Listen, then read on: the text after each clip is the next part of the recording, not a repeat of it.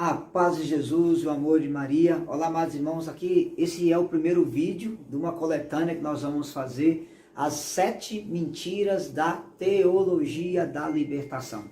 Eu sei que quando a gente fala esse título já abala, porque 99% dos católicos não sabem o que é teologia da libertação. Então eu preciso dizer para você que a igreja condenou a teologia da libertação em vários documentos. O primeiro deles é um documento chamado Eu Vos Explico a Teologia da Libertação, do cardeal Joseph Ratzinger, depois do nosso grande Bento XVI, em 1984. Depois do documento Liberti Nuntis, também a condenação explícita, Libertatis Nuntis, né? A Teologia da Libertação. Depois do documento Ecclesia in América, também foi uma condenação, e vários discursos de João Paulo II. Mas vamos lá. O que é a Teologia da Libertação? Para vocês entenderem o que é heresia, é fácil vocês entenderem. No documento Eu Vos Explico a Teologia da Libertação, o cardeal Joseph Ratzinger diz que a teologia da libertação ela é a pior heresia que já houve na história da igreja. Por que a pior heresia? Porque as heresias, ela nega uma verdade de fé. Por exemplo, você pega o arianismo. O arianismo negava que Jesus era Deus. Então, se a pessoa nega que Jesus é Deus, você já sabe, ela é ariana, tipo os testemunhos de Jeová. O priscilianismo, por exemplo, negava que o Espírito Santo era Deus, que ele era apenas uma força, uma energia. Então, se a pessoa nega isso, você já sabe, ela é priscilianista. Só que, meus amados, o cardeal Ratzinger disse que a teologia de libertação ela é a pior heresia, porque ela nega todos os dogmas da igreja e reinterpreta esses dogmas na luz do marxismo. É fácil você entender. Então a teologia de libertação ela não é uma heresia, ela é uma corrente de ideia que ataca toda a doutrina da igreja católica sem deixar de lado nenhum dogma da igreja. Então, com a falsa ideia de libertar os pobres do capital opressor, a teologia de libertação é a maior opressora. Ela esvaziou o valor do sacramento, tirou a vida de oração da igreja. E você que é evangélico, que vai assistir esse vídeo, não ri muito não, porque aquilo que a teologia de libertação fez na igreja católica, a teologia da missão integral está fazendo no meio protestante. É esvaziar os valores da fé, esvaziar a beleza da fé e reinterpretar o cristianismo à luz de Karl Marx. A ponto de Leonardo Boff dizer que a teologia da libertação ela não é o marxismo se convertendo ao cristianismo, mas é o cristianismo se convertendo ao marxismo. Olha aonde nós chegamos, meus queridos irmãos. Então, nesses vídeos, eu quero mostrar para vocês quais são as 7 maiores mentiras dessa corrente herética que nós temos dentro da igreja. E eu escrevi um livro com esse título, Conhecereis a Verdade e a Verdade vos libertará. Por quê? Porque somente a verdade tem poder de nos libertar. O Catecismo da Igreja Católica, parágrafo 851, ele diz assim, ó, Deus quer a salvação de todos pelo conhecimento da verdade. A salvação está na verdade. Os que obedecem à moção do Espírito de verdade já está no caminho da salvação. E o parágrafo 2104 do Catecismo diz assim, todos os homens são obrigados a procurar a verdade, sobretudo aquilo que se diz a respeito de Deus, da sua igreja, e depois de conhecer a verdade, abraçá-la e praticar essa verdade. Este dever está escrito na própria natureza do ser humano. Meu amado, o ser humano tem sede da verdade. E é por isso que eu escrevi, conhecereis a verdade e a verdade vos libertará. Então vamos lá. Qual é a primeira mentira da teologia da libertação? A primeira mentira é negar a salvação exclusivamente por Cristo. Você encontra em curso de teologia que diz para você assim, não, quem te garante que o Espírito Santo não age lá no centro de Macumba, lá no Pai de Santo, lá na Umbanda, lá no islamismo? Então, nós não precisamos pregar para os nossos irmãos do Candomblé, da Umbanda, do Islã, porque não, eles também vão ser salvos, eles também serão salvos pelos Exus, pelos Orixá, pelo profeta Maomé, porque ali também tem o Espírito Santo agindo. Meus irmãos, essa é a maior mentira. Eu vi agora no sino da Amazonas, por exemplo, um bispo dizendo que tem 40 anos que ele trabalha no Amazonas, que ele nunca batizou índio e que ele nem vai batizar índio nenhum. Por quê? Porque Tupã, Pachamama vai salvar os índios. Essa é a maior heresia que a teologia da libertação pode nos ensinar. E eu vou mostrar para vocês na palavra de Deus e um documento chamado Dominus Jesus, do 7 de setembro do ano 2000, Dominus Es significa Jesus Senhor, um documento de João Paulo II, escrito pelo cardeal Ratzinger, que diz de forma clara, somente Jesus tem poder para nos salvar. Mas vamos lá, meus queridos. O primeiro texto que eu queria mostrar para vocês é Atos dos Apóstolos, capítulo 4, versículo 11 e versículo 12. Diz assim, este Jesus, pedra que foi desprezada por vós edificadores, tornou-se a pedra angular. Em nenhum outro há salvação, porque debaixo do céu nenhum outro nome foi dado aos homens pelo qual devamos ser salvos. Meu querido, nenhum outro há salvação significa que nenhum outro há salvação. Não tem salvação em Buda, não tem salvação em Maomé, não tem salvação em Confúcio, não tem salvação em Pachamama, Chico Xavier não pode te salvar, Allan Kardec não pode te salvar, Tupã não pode salvar, os orixás da Umbanda, os Exus da Umbanda não pode salvar, os orixás do Candomblé não pode salvar. Somente Jesus é o Salvador. Para um grande pecador tem um grande Salvador, nosso Senhor e Salvador Jesus Cristo. Fora de Jesus não há salvação. Somente Jesus pode nos salvar. E quem se salvar fora de Jesus, se salvará por Jesus. E no meio dessa mentira, meus amados, está uma outra coisa perigosa. Não, todos os caminhos levam a Roma. Todos os caminhos falam de Deus. O importante é ter uma religião, eles dizem. Não, o Espiritismo é de Deus. As religiões afro são de Deus. As religiões indígenas, tudo é de Deus. Todos os caminhos vão para Deus. Isso é verdade? Não. João 14, versículo 6.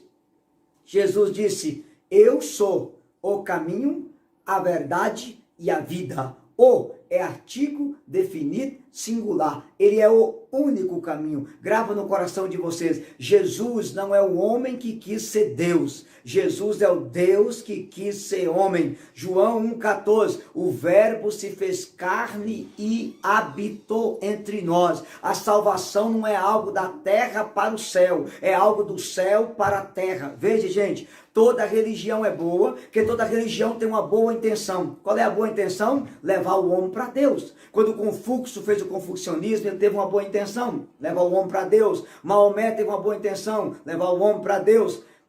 Todos os fundadores de religião, Allan Kardec teve uma boa intenção, levar o homem para Deus, mas Jesus Cristo, na fé cristã, grava isso, na nossa fé, não é o homem que tentou ir até Deus, foi Deus que desceu do céu e veio até o homem. A maior glória do universo não foi o homem subir e pisar na lua, foi Deus descer e pisar nessa terra, e Deus pisou nessa terra por minha causa, pela sua causa. João 1,14, o verbo, Deus, se fez carne, se encarnou no ventre da Virgem Maria e habitou entre nós. Deus desceu do céu por minha causa e por sua causa. E nós não podemos negar essa verdade. Outra coisa importante, Evangelho de João, capítulo 3, versículo 16, a palavra de Deus diz, Deus amou o mundo de tal maneira que enviou seu Filho único, para que todo aquele que nele crê não pereça, mas tenha a vida eterna. Pois Deus não enviou seu Filho ao mundo para condená-lo, mas para que o mundo seja salvo por meio dele. Meus queridos,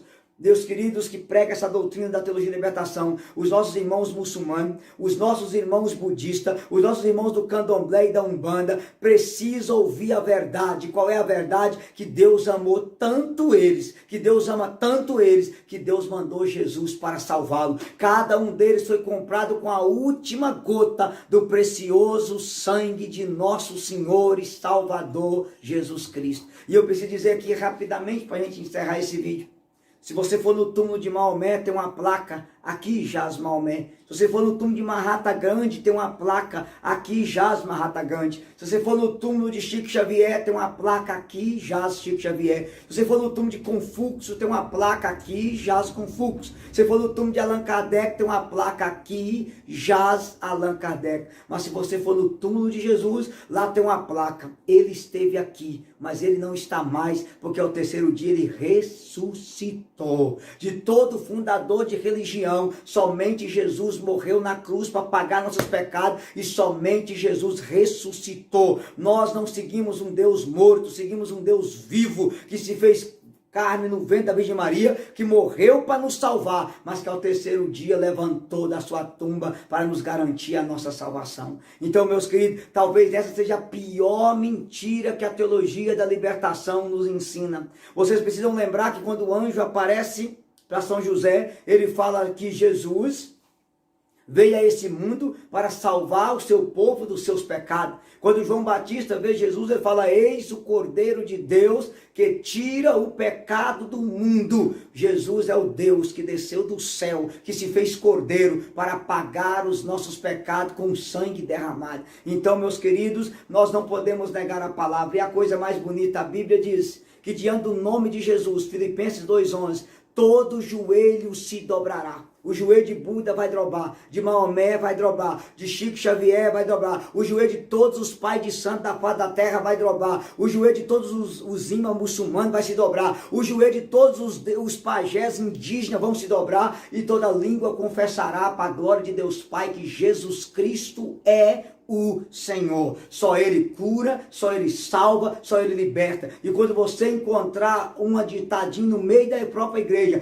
todos os caminhos vão a Roma, sim, todos os caminhos vão a Roma, mas só tem um caminho que vai para o céu: Jesus. Ele é o único caminho que vai para o céu, porque foi Ele que desceu do céu e veio a esse mundo para nos salvar. Então eu digo para você: seja feliz por ser católico e não aceite a mentira da TL, tá? Somente Jesus pode nos salvar. E quem morrer fora de Jesus se salva pelos méritos da cruz de Cristo, porque Jesus diz: ninguém vem ao Pai senão por mim. Não é Maomé, não é Buda, não é Pachamama, não é Tupã, não é os Exu e nem os Orixá. Somente Jesus pode levar você para o céu. A segunda mentira, a segunda heresia pregada no meio de nós é que a mesma galera que nega a salvação por Jesus é a mesma que nega a salvação sem a igreja. Então, a primeira coisa que diz: não, eu não preciso de igreja, eu só preciso de Jesus. E é mentira. Quem não ama a igreja não ama Jesus, e quem ama Jesus ama a igreja. Você não pode separar Jesus da igreja, nem a igreja de Jesus. Colossenses 1:24, Jesus é a cabeça e a igreja é o corpo. Toda a salvação vem de Cristo, cabeça, e através de seu corpo, que é a igreja. A igreja é o braço do Cristo estendido na história da humanidade. Quando a igreja te batiza, é Jesus que batiza você. Quando ela te crisma, é Jesus que crisma você. Ninguém tem a fé por si, você recebe a fé da igreja. Alguém teve que te ensinar a fé, porque ninguém nasce com fé. Então veja, meus queridos, infelizmente as pessoas estão fazendo questão de negar a salvação fora da igreja. Primeiro se nega de Jesus, depois se nega também da igreja. E aqui vamos falar umas coisas sérias. O Papa Bento XVI diz que a igreja existe para, desculpa eu falar, conter o avanço do inferno sobre a face da terra. A igreja é a reunião de poucos que vai salvar muitos. E aí nós vamos ser sinceros com vocês, e a gente tem que rasgar o verbo. A igreja não é dona da verdade, a igreja é a serva da verdade. Tem dentro do coração de você. Ela não é dona, ela é serva. E vou falar mais claro: não foi a igreja que inventou a verdade, foi a verdade que inventou a igreja. Porque 1 Timóteo 3,15, a igreja do Deus vivo é a coluna e sustentáculo da verdade. Jesus salva, mas salva por meio da igreja. E hoje, amado, está surgindo uma heresia tão grande. O que mais tem no Brasil hoje é 28 milhões de brasileiros que diz que crê em Jesus, mas não tem igreja. Tem até pastores coach, chamados pastores desigrejados. Eu não tenho igreja, eu tenho Jesus. Veja, olha onde nós estamos chegando, olha o estrago que essa heresia tem feito no meio de nós. E aqui, meus queridos, nós temos que ser bem direto e bem sincero com vocês. São Clemente de Alexandria, lá no século II, São Clemente de Alexandria dizia: a vontade de Deus é um ato e se chama mundo. Sua intenção é a salvação dos homens, se chama igreja. Porque ele desceu do céu por Jesus, o Pai mandou o Filho, e o Filho mandou a igreja no poder do Espírito Santo. João 20:20, como o Pai me enviou, assim também eu vos envio. O Pai mandou Jesus, e Jesus mandou a igreja no poder do divino Espírito Santo. Aí Jesus salva, mas salva por meio da igreja. A salvação é de Cristo cabeça, através do seu corpo, que é a sua igreja. Eu sei que quando a gente prega isso, a gente já arruma um problema, porque o que nós mais escutamos por aí é: placa de igreja não salva ninguém. Igreja verdadeira não tem placa. Igreja verdadeira tem uma cruz, porque foi na cruz que Jesus nos salvou. Outra coisa importante, meus queridos, eu não leio a Bíblia para ser católico. Eu sou católico para ler a Bíblia, porque não foi a Bíblia que montou a igreja, foi a igreja que montou a Bíblia. É bom que você saiba que os primeiros 4 séculos da igreja, ela funcionou sem Bíblia. A Bíblia que nós temos com esses livros foi no ano 393, por São Jerônimo e o Papa Damaso, tá? Quem passou a Bíblia para capítulo foi 1228, Santo Pagnino.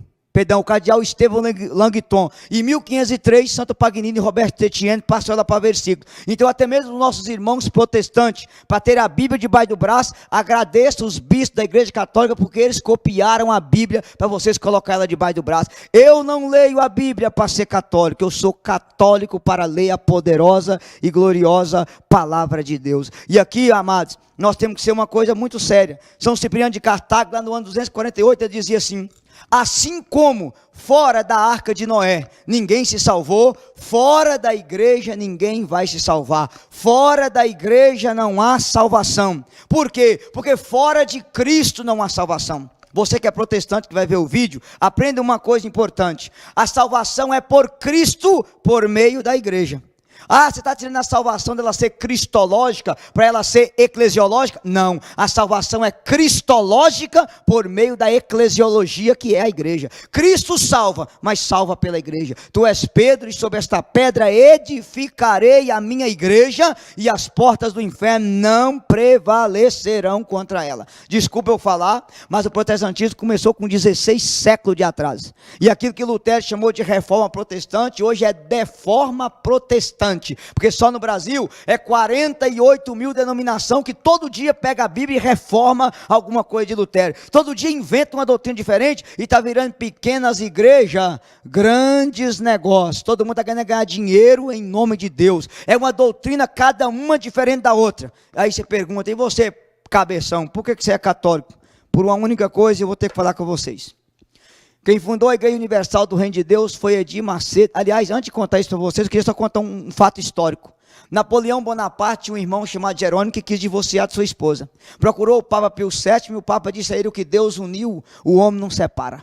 E aí Napoleão mandou prender o Papa 13 anos, e ele disse, e um soldado de Napoleão de santidade, majestade: já que o senhor não gosta do Papa, funda uma igreja para nós queremos uma igreja para a gente seguir. E Napoleão disse para ele: filho, eu posso te fazer qualquer coisa, menos fundar uma igreja para você. E ele falou: por que não? Ele disse que para mim fundar uma igreja eu tenho que fazer 2 coisas. A primeira é morrer na cruz, a segunda é ressuscitar. Morrer na cruz eu não quero, ressuscitar eu não posso, eu não tenho direito de fundar uma igreja para você. Então aprenda, quem fundou a Igreja Universal do Reino de Deus foi Edir Macedo em 1977 no Rio de Janeiro. Não morreu na cruz e não ressuscitou. Quem fundou a Igreja Internacional da Graça de Deus foi R.S. Soares. Não morreu na cruz, não ressuscitou. Quem fundou a Igreja Mundial do Poder de Deus foi Valdomiro do Chapéu. Não morreu na cruz, não ressuscitou. Quem fundou a Igreja Plenitude do Trono de Deus foi o Agenor Duque. Não morreu na cruz, não ressuscitou. Quem fundou a Igreja Congregação Cristã no Brasil foi Luiz Francesco em 1910. Não morreu na cruz e não ressuscitou. Quem fundou a Assembleia de Deus no Brasil foi Daniel Berg Grunavring em 1911 em Belém do Pará. Não morreu na cruz, não ressuscitou. Quem fundou a Igreja Adventista do Sétimo Dia foi Ellen Goldwhite em 1844 nos Estados Unidos. Não morreu na cruz, não ressuscitou. Quem fundou os Testemunhos de Jeová foi Charles Taze Russell em 1823 nos Estados Unidos. Não morreu na cruz,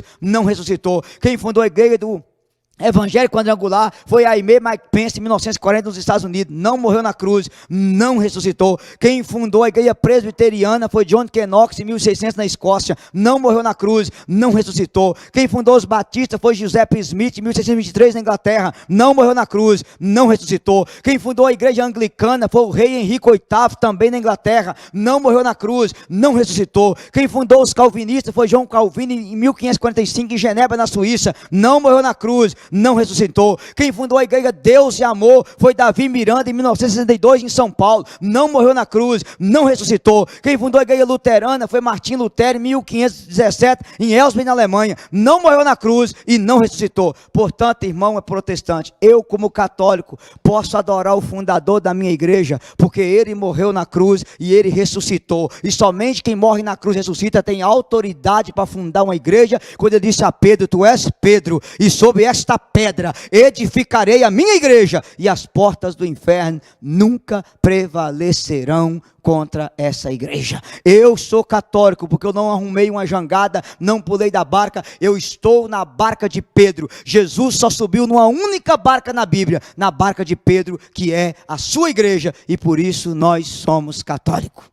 Talvez você me pergunte, irmão, mas e a idolatria na igreja católica? Por favor, estude primeiro o que é idolatria. Idolatria é o que você coloca no lugar de Deus. Se você citar para mim Êxodo 20, Êxodo 25, 18, Deus manda fazer imagem. Números 21, 8 e 9, Deus manda fazer imagem. Uma coisa, meu querido, é a imagem ícone, outra coisa é a imagem ídolo. Ídolo ocupa o lugar de Deus, ícone me aponta para Deus. E quando me aponta, o próprio Deus mandou fazer, e depois eu gravo um vídeo para explicar a questão das imagens. Você, na igreja católica, se adora Pai, Filho e Espírito Santo. Imagem é apenas um ícone que me faz pensar em Deus e nada mais do que isso. Eu quero dizer uma coisa para vocês.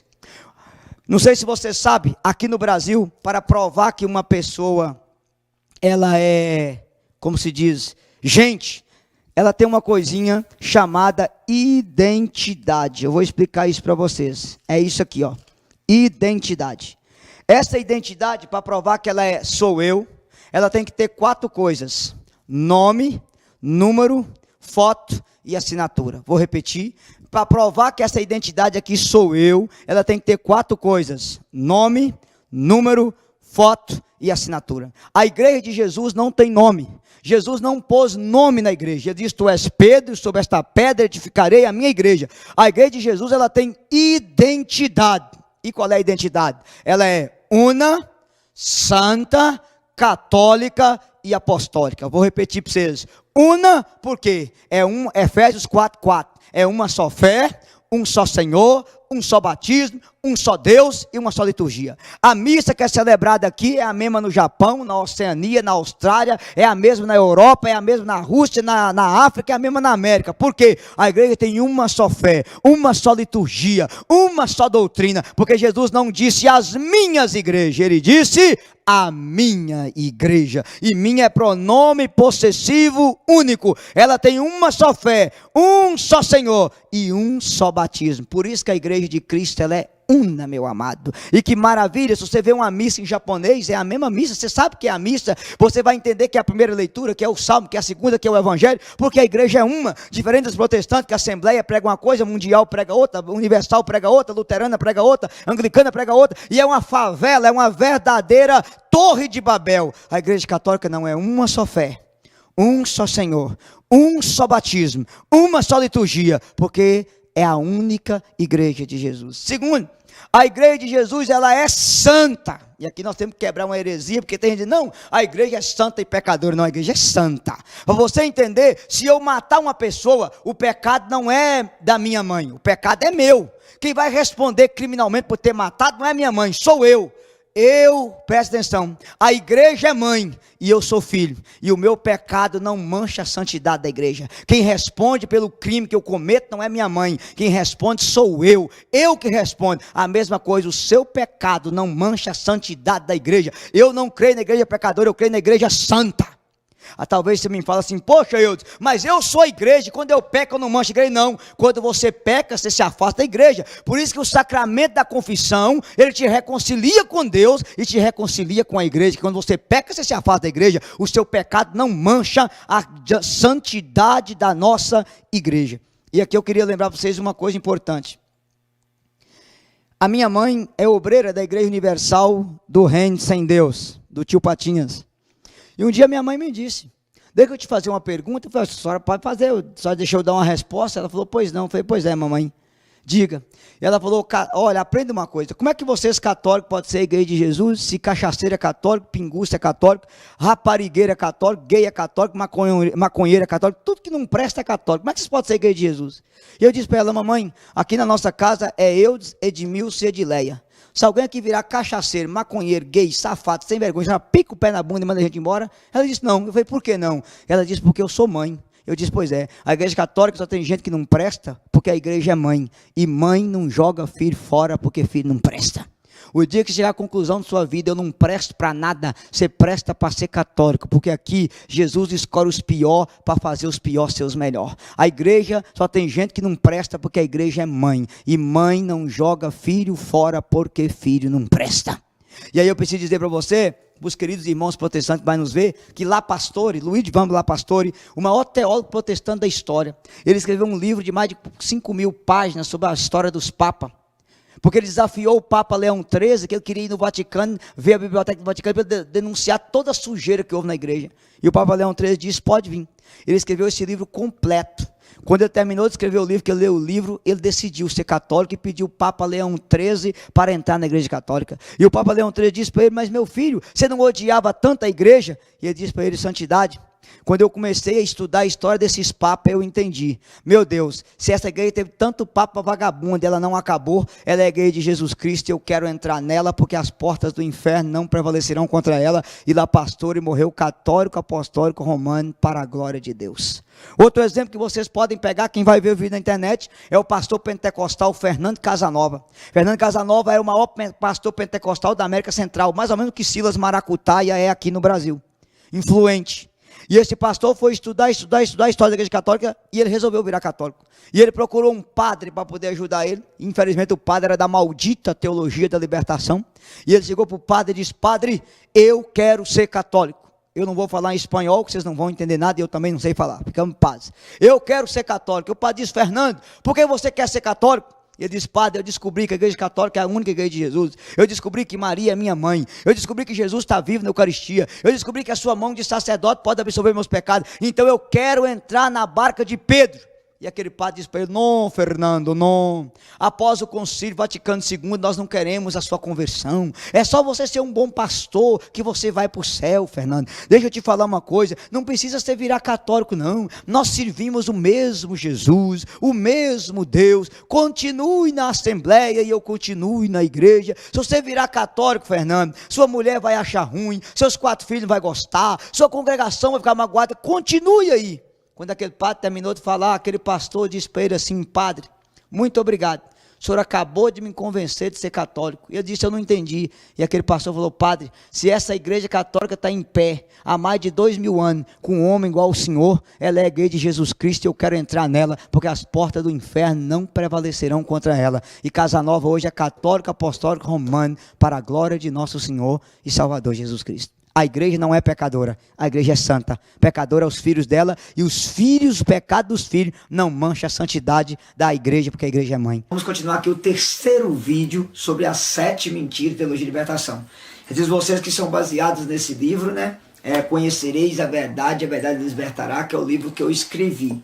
Antes de falar dessa terceira mentira, que é a negação do demônio, eu queria dar um recado simples. Alguns no segundo vídeo que eu disse, que a primeira mentira é negar a salvação por Jesus, a segunda é negar a salvação pela igreja. Já entrou uns irmãos protestantes enchendo a paciência, não, a igreja caminhou 300 anos sem templo, até a perseguição, depois o Império Romano se aderiu e criou o templo. Meu filho, eu preciso dizer a você, os 300 anos que a igreja caminhou sem templo, a igreja se reunia nas catacumbas para celebrar a Eucaristia, e não era memorial, era presença real. Nesses 300 anos a igreja já tinha imagem, as catacumbas lá de Roma e da Jerusalém já eram todas cheias de imagem, e essa igreja já era católica, e o primeiro nome católico já foi no ano 107 da era cristã. Então para de escrever comentário abaixo que os vídeos é para católico. Se você é um protestante, segue sua fé e vai em frente, que Deus te abençoe. E outra coisa, se achar que Deus encontrou Lutero para reformar a igreja, Lutero foi levantado em 1517, como diz vocês, e de Lutero até hoje tem 48 mil Luteros só no Brasil. Todo dia alguém briga e reforma. Querido irmão protestante, só um recadinho para você, meu querido e meu amado, tá? Hoje são 48 mil igrejas protestantes com uma doutrina uma diferente da outra, usando a mesma Bíblia, cada cabeça seu credo. Não tem como ter um concílio ecumênico do protestantismo. O protestantismo hoje se transformou na verdadeira torre de Babel, esfacelou o corpo de Cristo, que é uma verdadeira vergonha e um absurdo o que é o protestantismo hoje. E o protestantismo está tornando o cristianismo um país de gente sem religião. Eu não preciso de igreja, placa de igreja não salva ninguém, eu mesmo sou igreja. Aí um pastor funda uma, funda outra, a ponto de no Brasil ter 28 milhões de desigrejados. E nós temos pastorzinho por aí dizendo que eles não têm igreja, que eles pregam Jesus. Tudo culpa do protestantismo. Então você dá licença de você achar que Lutero foi um homem cheio do Espírito Santo, então você vai seguir Lutero. Porque Lutero tem imagem, a igreja de Lutero, que é luterana, batiza criança, vocês não batizam criança, vocês não usam imagem, então você tem que fazer um concílio de vocês para discutir as heresias que vocês mesmos pregam. Então, por favor, o vídeo é para católico, depois eu vou gravar um vídeo às 5 solas da Reforma Protestante, que eu vou destruir esses 5 solas mentirosos que vocês ensinaram a partir de Lutero. Mas vamos lá. Qual é a terceira mentira da teologia da libertação? Negar a existência do demônio. O que você mais ouve em curso de teologia, o que você mais ouve em homilia das missas, é gente dizer, não, o demônio não existe, o demônio é uma forma de expressar o mal, é um jeito de dizer o mal, o demônio é a droga, o demônio é a bebedeira, o demônio é a corrupção, e as pessoas iam ter teólogos católicos negando o demônio com unhas e dentes. E aqui eu preciso dizer para você, primeira coisa interessante, normalmente quem nega a existência do demônio tem o rabo preso com o demônio. E eu preciso dizer uma coisa para vocês, por que eu sei que o demônio existe? Primeira carta de São João, capítulo 3, versículo 8, você que tem a palavra de Deus, 1 João 3, 8, página 1551, a palavra de Deus diz assim, aquele que peca é do demônio, porque o demônio peca desde o princípio. Eis porque o Filho de Deus se manifestou para destruir as obras do demônio. Meu irmão, a única razão que Jesus se manifestou, a única razão que Jesus se encarnou no seio da Virgem Maria, a única razão que Jesus morreu na cruz foi para destruir as obras do diabo. Logo, se o diabo não existe, Jesus morreu em vão. Meu querido teólogo que vai assistir esse vídeo, seja Leonardo Boff, Frei Beto, Pedro Casaldara, John Sobrinho, qualquer um dessas antas por aí que negam isso, pelo amor de Deus. Negar esse do demônio é negar a redenção de Jesus. Amado irmão, amada irmã, quando você foi crismado, ou quando você vai na missa da Páscoa, o bispo pergunta, renunciais ao demônio, autor e princípio do pecado? Você fala, eu renuncio na fé da igreja católica, o demônio é autor e princípio do pecado. Logo, se o demônio não existe, o pecado não existe. Se o pecado não existe, Jesus morreu em vão. Negar a existência do demônio é negar a redenção de nosso Senhor e Salvador Jesus Cristo. Olha o grau de heresia que até ela chega. Olha o grau de heresia que esses teólogos modernos, heréticos, chegaram dentro da igreja. E aí eu preciso falar uma coisa séria para vocês, antes de mostrar mais texto na palavra. Bem rapidamente vocês entenderem. Dentro da igreja, amado, tem 5 formas de ver o demônio. Primeiro, é aqueles que enxergam o diabo em tudo. Tudo para eles é o diabo. E normalmente as pessoas que enxergam o diabo em tudo, elas têm medo do demônio. Por isso que elas veem o diabo em tudo. Aí você precisa aprender que isso é um erro, porque o centro da fé católica não é o demônio. O centro da nossa fé é Jesus. Aqui na igreja católica, o diabo não sai para Jesus entrar. Aqui Jesus entra para o diabo sair. Aqui Jesus se faz presente para o diabo se fazer ausente. O centro da nossa fé é Jesus. Para nós católicos, o diabo não será derrotado, o diabo já está derrotado, o diabo já está vencido pela cruz de nosso Senhor Jesus Cristo. Romanos 16, 20, o Deus da paz não tardará a esmagar Satanás debaixo de nossos pés. Então você que é católico, pare de ver o diabo em tudo para esconder a responsabilidade sua, porque tem muita coisa errada na sua vida que não é praga, não é maldição, não é o diabo, não é feitiçaria, é as escolhas erradas que eu e você fizemos na vida. E outra coisa, e se você enxerga o diabo em tudo, é que você tem medo dele. E o demônio gosta de quem tem medo, porque o demônio gosta de colocar pavor nas pessoas. Então se até hoje, meu filho, você tinha medo do diabo, coloque Jesus como centro da sua vida, e o diabo vai ter medo de você, porque quem tem Jesus como Senhor, como Salvador, como centro da vida, o diabo estremece diante de nós. E eu quero declarar que você vai assistir esse vídeo, você vai ser um pesadelo para o diabo, em nome de Jesus. A segunda forma de ver o diabo na igreja só vai agravando. Primeiro é aqueles que não vê o diabo que vê o diabo em tudo. Segundo, é aqueles que não vê o diabo em nada. E aqui entra os teólogos. É aquela galera que fala, não, o diabo não existe, como eu disse para vocês. E essa galera que não vê o diabo em nada tem um detalhe. Normalmente, qualquer pessoa que fala que o diabo não existe, anda de mãos dadas com o demônio. Normalmente, quem anda ensinando por aí que o diabo não existe, tá com o rabo preso com o diabo, ó, há muito tempo. Muito tempo. Você pode ver essa galera aí que anda numa vida lascada, perdida, igual os Júlio Lancelotti da vida, você nunca vai ver fazendo uma pregação denunciando o diabo? Por quê? Porque está com o rabo preso com o diabo. Quem São João Maria Vianney dizia: se na sua caminhada não bater de frente com o diabo, estás caminhando na mesma direção do demônio. Quem não denuncia as obras do diabo anda de mãos dadas com o demônio. Amados, como é que eu sei que essa galera da teologia de libertação é um herege? Isso aqui, ó, é o Catecismo da Igreja Católica, parágrafo 28, 19. Eu vou ler para vocês o que o Catecismo fala.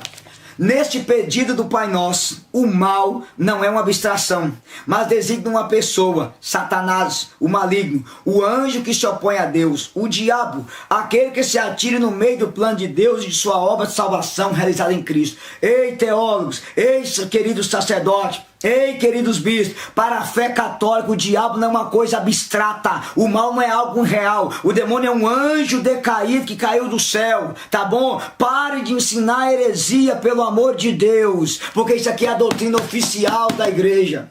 E como nós temos visto isso em alguns cursos, meu Deus do céu, negando que a igreja não nega, falando que a igreja não fala, achando que a igreja não acha.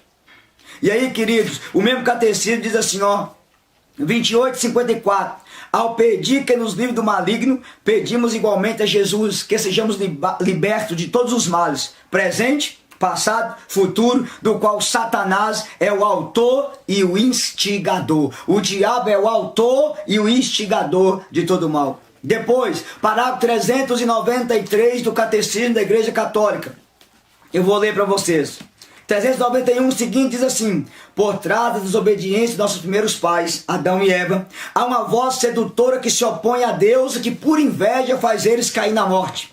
A Sagrada Escritura e a tradição vê nesse anjo destronado chamado Satanás, o diabo. A igreja ensina que ele tinha sido anteriormente criado por Deus de maneira boa, mas por sua própria escolha se tornaram maus. Depois, o Catecismo diz no parágrafo 393, não existe arrependimento para o diabo depois da queda, como não há arrependimento para o homem depois da morte. Depois, 395, contudo, o poder de Satanás não é infinito, aleluia, porque o poder de Deus que é infinito, ele não passa de uma criatura poderosa pelo fato de ser puro espírito, mas ele sempre é criatura e não será capaz de impedir a edificação do reino de Deus. Amados, isso é doutrina oficial da Igreja Católica. O diabo existe, o diabo não é uma fantasia, não é um mito. O demônio faz parte daquilo que nós chamamos de vou usar a palavra assim, faz parte do que nós chamamos de teologia da igreja. Por quê? Porque Jesus veio a esse mundo destruir as obras do diabo. Então, se o diabo não existe, Jesus não tinha necessidade de vir aqui. Amados, a palavra de Deus diz para nós, 1 Pedro, capítulo 5, versículo 8, sede sóbrios e vigiai. O demônio, vosso adversário, anda ao redor de vós como leão que ruge, buscando a quem devorar. 1 João, capítulo 5, versículo 19, o mundo está sob o poder do maligno. Depois, Apocalipse, capítulo 12, versículo 7, houve uma batalha no céu, Miguel e seus anjos travaram combate, e o dragão travaram combate contra ele. Aí a palavra fala, foi precipitado o grande dragão, a primitiva serpente, chamado Diabo e Satanás, o sedutor do mundo inteiro, foi precipitado na terra com seus anjos. Meus queridos, como é que as pessoas podem ter tão claro isso na Bíblia? E aí, não, Jesus não expulsou demônio, era uma doença, era uma forma de dizer o mal. Não era doença, a igreja diz que era exorcismo. O demônio estava naquelas pessoas. A pessoa quer negar o que Cristo ensinou, meus irmãos. Olha a gravidade das heresias que entraram no meio de nós. E aí vamos embora ser de forma séria. Tiago capítulo 4, versículo 7, resistir ao diabo e ele fugirá para longe de vós. O evangelho de Marcos, o primeiro milagre que Jesus fala, Marcos 1, versículo 29, Jesus chega, versículo Marcos 1, 25, Jesus chega na sinagoga e expulsa o demônio. Marcos capítulo 5, ele expulsa aquela possessão daquele menino que vivia no cemitério e manda os demônios para os porcos. Meu amado irmão, nós não podemos trair a doutrina, trair a nossa fé. O diabo existe e quem nega a existência do demônio está andando na mesma direção que o demônio. Quem fala que o diabo não existe já está de mãos dadas com o diabo há muito tempo. Então, amados, qual é o problema sério? Esse terceiro grupo aqui são aqueles que ignoram o diabo. E aqui qual é o problema? Esse grupo é o grupo que o diabo mais gosta. Porque diabo ignorado é diabo que trabalha sossegado. Do que eu estou falando para vocês? Esse terceiro grupo aqui, eles nunca falam do diabo, nunca atribuem nada ao diabo. Os casos que é o diabo, eles jogam aquilo para psicologia resolver. Tudo é coisa humana, eles são humanos demais. Que é o problema? Eles deixam o diabo trabalhar em paz. Esse é o problema. Ou seja, não, o que tem que falar é de amor, é falar de Jesus, tem que falar do amor de Deus, da misericórdia. Não precisa falar do diabo. Esse é o grupo que o diabo mais gosta. Porque quando você ignora o diabo trabalha sem ser incomodado. Vou gravar para vocês entenderem. Diabo ignorado é diabo que trabalha sem ser incomodado. Aí vou dar um exemplo para vocês. Pega aquela missa de Aparecida do Norte, que passa na Rede Vida ou que passa na TV Aparecida. Você pega, 9 horas da manhã, você nunca vai ver um padre daquele denunciando as obras do diabo. É uma homilia michuruca, chucra, que não toca o coração de ninguém, que não denuncia nada. É a mesma coisa. Temos que fazer a caridade com os pobres, ajudar o irmão. Igreja não é tribunal, igreja é hospital, que acolhe a todos, que ama a todos. E o que você percebe? O cara vai para Aparecida do Norte com a amante. E ele comunga com a amante Aparecida. Por quê? Porque não escuta a pregação. O casal do namorado que transa vai para Aparecida e comunga. Porque nunca houve uma pregação dizendo para ele que jovem que morre no pecado está indo para o inferno. Eu conheço par de homossexual que vai para Aparecida, que faz caravana e comunga, mas nunca vai ver um padre dizendo que homem transar com homem é pecado mortal e que mulher transar com mulher é pecado mortal. Porque diabo que é ignorado trabalha sem ser incomodado. A pessoa vai Aparecida, mas toma passe no centro espírita. Vai Aparecida e crê em superstição. A pessoa vai Aparecida, comunga, mas infelizmente é maçom e está dentro da maçonaria.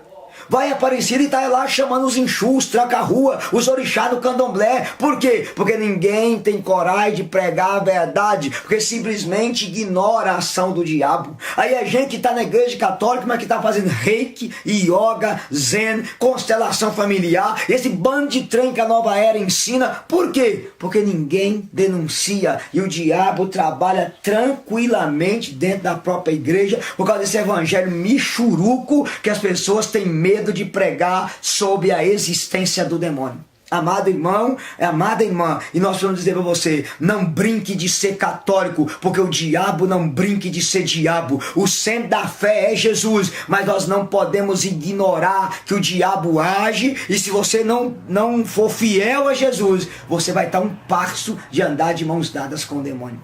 A quarta coisa mais grave é o seguinte, olha, que é o quarto. Primeiro, pessoa vê o diabo em tudo. Segundo, não vê o diabo em nada. Terceiro, ignora a existência do diabo. E a quarta, são aqueles que adoram o diabo. Meu filho, diabo que é ignorado, com o tempo ele passa a ser adorado. O que mais cresce no mundo hoje é o satanismo. Pessoas que adoram o diabo. E é fácil você entender. Hoje você pega, por exemplo, aqui a questão da Netflix. Quando eles colocam Jesus, pegam Jesus de um porta do fundo, um homossexual, outra hora um cachaceiro, que tem um caso com o diabo. E quando eles vão falar sobre Satanás, eles fazem Lúcifer, uma minissérie que pinta o diabo como um heróizinho, como um boi, que está dando audiência. E hoje quando você fala dessa minissérie, já chega alguém abaixo comentando, não, é apenas ficção. Você conhece toda a minissérie Lúcifer, mas não conhece a palavra de Deus para denunciar quem é Lúcifer. E hoje, amados, se você soubesse, vai na região de Porto Alegre, o tanto de centro satânico que tem em Porto Alegre. Você vai para a região da Paraíba, qualquer lugar do Brasil, aqui na própria Minas Gerais, tem uma cidade de Minas, uma cidade histórica, que teve um sacrifício macabro de uma menina, que eles mataram ela com 18 facadas, 666, por causa disso.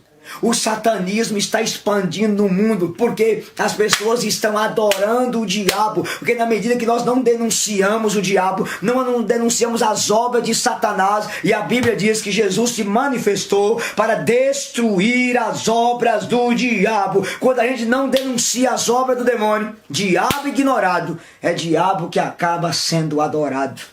É pessoas usando pacto com o demônio. É gente violando cadáver em cemitério para consagrar o demônio. É pessoas que namorando na porta de cemitério. É gente fazendo pacto com Satanás. É missa negra nesse Brasil que vocês nem imaginam. Por quê? Porque está sendo ignorado e acaba sendo adorado. Aí você pega a situação da ideologia, por exemplo. É triste você pegar 152 bispos que escrevem uma carta sentando o pau no presidente da república, dividindo a igreja, rachando a igreja, porque a igreja não tem política partidária. E dói você saber que são 152, que a maioria, então tudo é mérito, a maioria é desculpa eu usar o termo, umas múmias saindo da catacumba da teologia da libertação, a verdade é essa. Agora eu queria fazer uma pergunta, veja como que o diabo cega as pessoas. Onde é que estavam os senhores bispos, por exemplo, quando aquele cara fez um festival de Lula livre, lá no Recife e gritou, Jesus é travesti? Cadê a carta que vocês escreveram? Aonde que estavam esses senhores bispos da Netflix, fez aquela porcaria, colocando Jesus como gay? Cadê a carta, povo de Deus? Aonde que os senhores bispos 152 que estava quando o PT faliu o Brasil, roubando o país todo, mandando milhões para Cuba, milhões para Venezuela, milhões para ditaduras assassinas na África, milhões para a ditadura do Rafael Correa no Equador, para a bruxa Cristina Kirchner na Argentina? Aonde que os senhores estavam? Aonde que os senhores estavam quando Lula e o PT tentou por meio de um mês satânico de aprovar o aborto no Brasil o tempo inteiro? Cadê a cartinha ao povo de Deus? Aonde os senhores bispos estavam, por exemplo, quando o STF aprovou o casamento gay, aprovou o aborto de feto anicéfalo? Aonde os senhores estavam?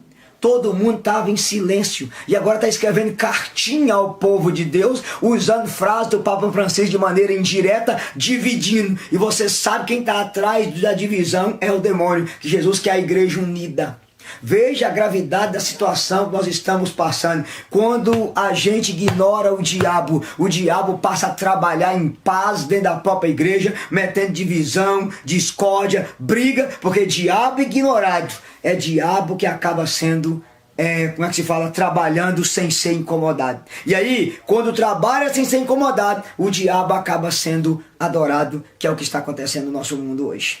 E a última coisa, amados, somos nós, que é o último passo. Nós cremos que o diabo existe, cremos que o diabo age, mas cremos que ele já está vencido por nosso Senhor e Salvador Jesus Cristo. Está aqui na palavra, ó, Romanos 16, 20. O Deus da paz não tardará a esmagar Satanás debaixo dos nossos pés. 1 João capítulo 4, versículo 4. Aquele que habita em nós é mais poderoso do que aquele que está no mundo. Nós cremos no ensinamento aqui, ó, da palavra de Deus e da sã doutrina da igreja. O diabo existe, mas o diabo já está vencido. O demônio não tem poder sobre a nossa vida, que nós somos comprados com o precioso sangue de nosso Senhor e Salvador Jesus Cristo. E se Deus é por nós, quem será contra nós? Portanto, quando você ouvir essa ondinha por aí, que o diabo não existe, saiba que isso é heresia. E é fácil você saber, amados, aonde que o diabo age. Para a gente terminar o vídeo. João, capítulo 10, versículo 10. A Bíblia diz o que para nós? Que o diabo veio para roubar, matar e destruir. Aonde tem roubo, aonde tem morte, aonde tem destruição, tem o diabo atrás. Resumindo você, primeiro, Jesus fala que o diabo veio para roubar a sua paz e roubar a sua alma de Jesus. Mas roubar no bom sentido. Aonde tem corrupção, aonde tem roubalheira, quem está é o diabo. Inclusive dizendo aos 152 bispos, inclusive ao Dom Ângelo, o arcebispo de Blumenau, Santa Catarina, o senhor deveria ter dito para o Lula que Satanás é ladrão. E quando ele e a turma do PT estavam roubando, eles estavam na mão do demônio. Qualquer político que rouba está na mão do Satanás. Por que o senhor não teve a coragem de falar isso e escrever cartinha ao povo de Deus agora, Dom Ângelo? Pensa direitinho no que o senhor escreveu. O diabo é o pai do roubo, é o pai da corrupção. Aí vocês já entenderam. Segundo, o diabo é para matar.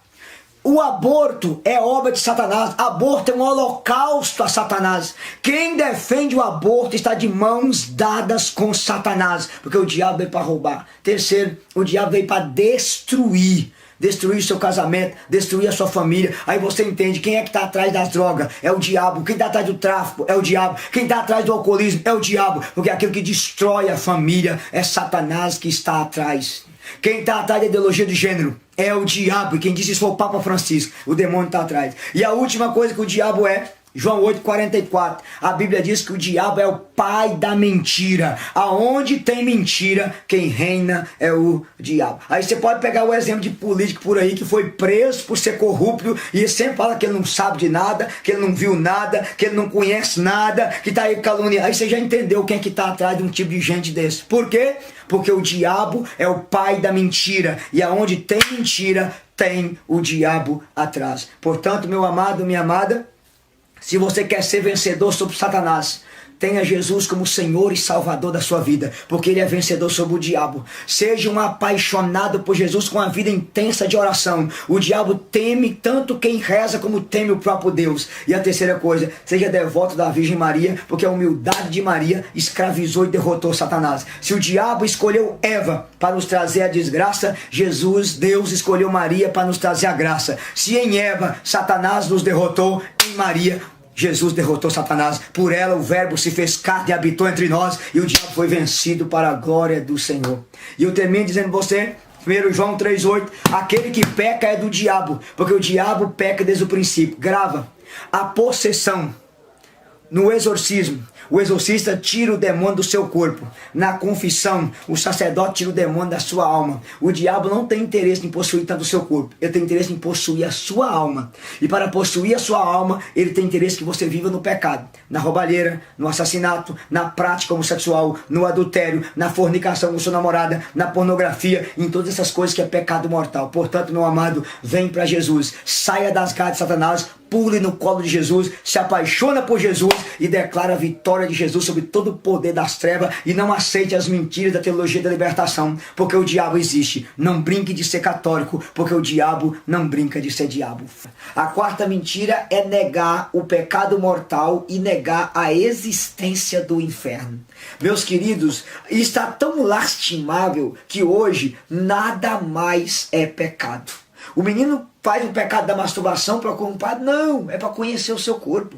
Transa com a namorada, procura um padre? Não, se você ama ela e ela te ama, o que vale é o amor.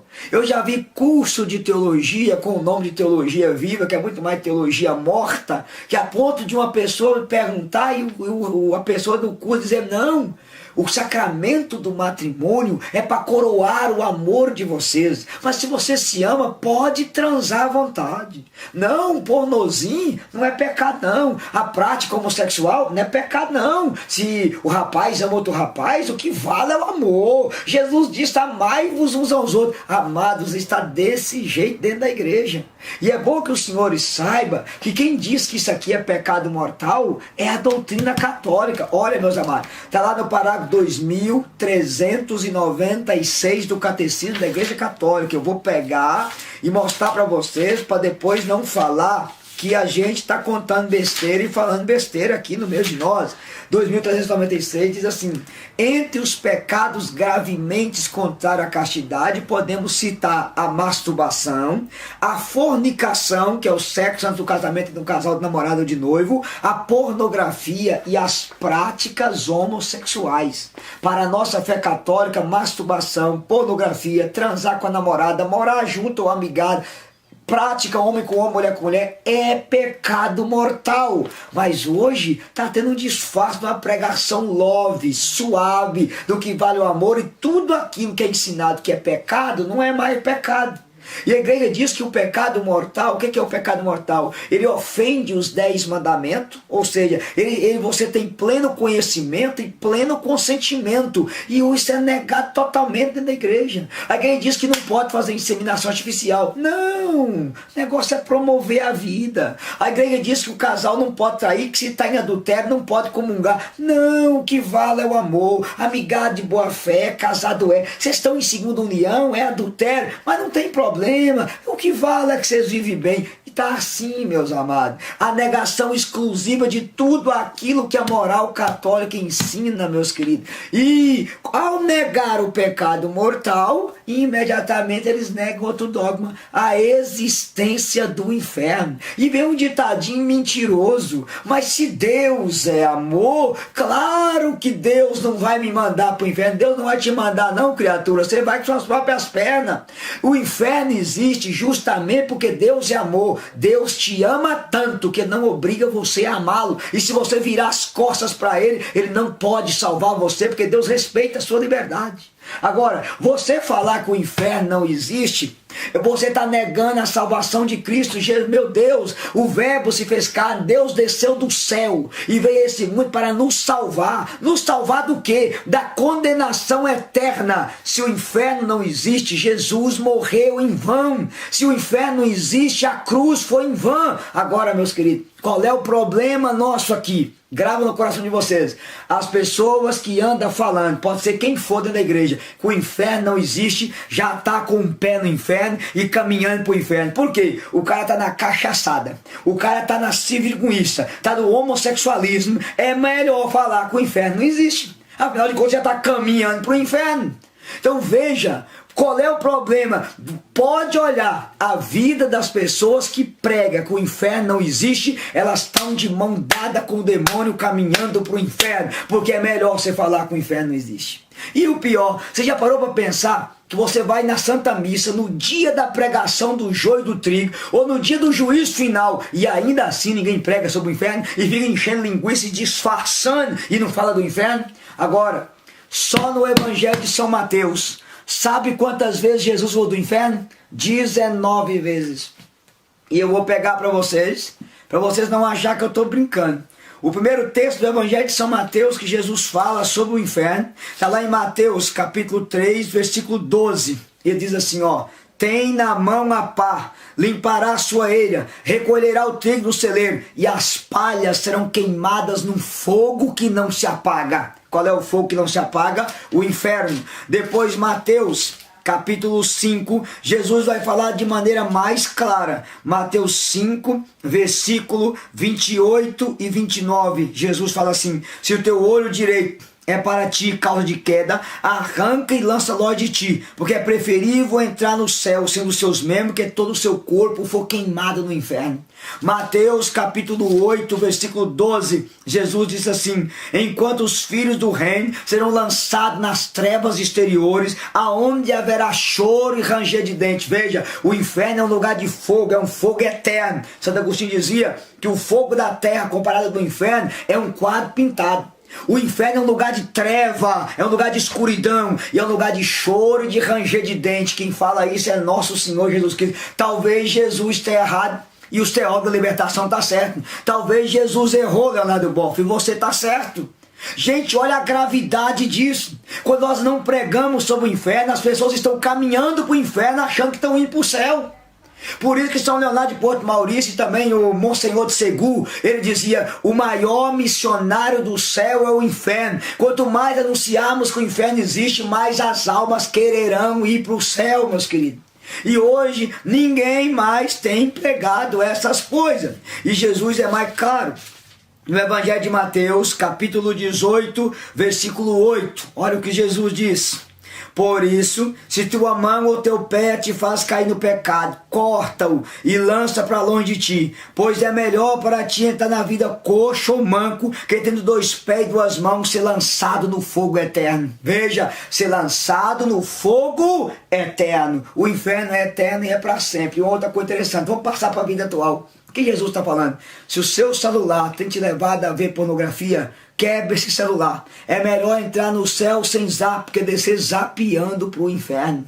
Se o seu computador te leva a pecar, a ver bunda de mulher pelada, a ver pornografia, a acabar com seu casamento, destrua esse computador, pare com isso, porque é melhor você chegar no céu sem computador que descer computador para o inferno. É isso que Jesus está falando. Meu querido, minha querida, quem disse que o inferno existe é nosso Senhor e Salvador Jesus Cristo. Depois, meus amados, tem mais. Preste atenção. Mateus capítulo 22, versículo 13 e 14. Jesus disse então o rei ao céu: amarrai-lhe os pés e as mãos e lançai nas trevas exteriores. Ali haverá choro e ranger de dente. Ali haverá choro e ranger de dente. Depois, Mateus Vou ler para vocês, capítulo 23, versículo 33, Mateus 23, 33, serpente, raça de víboras, como escapareis do castigo do inferno? Mateus capítulo 24, versículo 50, Jesus está falando da volta dele, olha o que ele diz: o Senhor desse servo virá no dia em que não espera e na hora que não sabe, e o despedirá, e o mandará ao destino dos hipócritas, e ali haverá choro e ranger de dente. Mateus 25, versículo 20, a este servo inútil, jogai-o nas trevas exteriores, aonde haverá choro e ranger de dente. Mateus 25, versículo 41, ele se voltará em seguida para os da sua esquerda e lhes dirá: retirai-vos de mim, malditos, e ide para o fogo do inferno, destinado para o demônio e seus anjos. Mateus 25, 46, e estes irão para o castigo eterno, e os justos para a vida eterna. Veja, só citei para vocês o evangelho de Mateus. Meu Deus do céu, Jesus falou do inferno só nesse evangelho 19 vezes, e tem gente hoje dizendo que Deus não é pai, que Deus é um vovozão, que vai passar a mão na sua cabeça e que todo mundo vai para o céu. Mas meu Jesus, se todo mundo vai para o céu, o que eu estou fazendo aqui que eu não estou no pecado?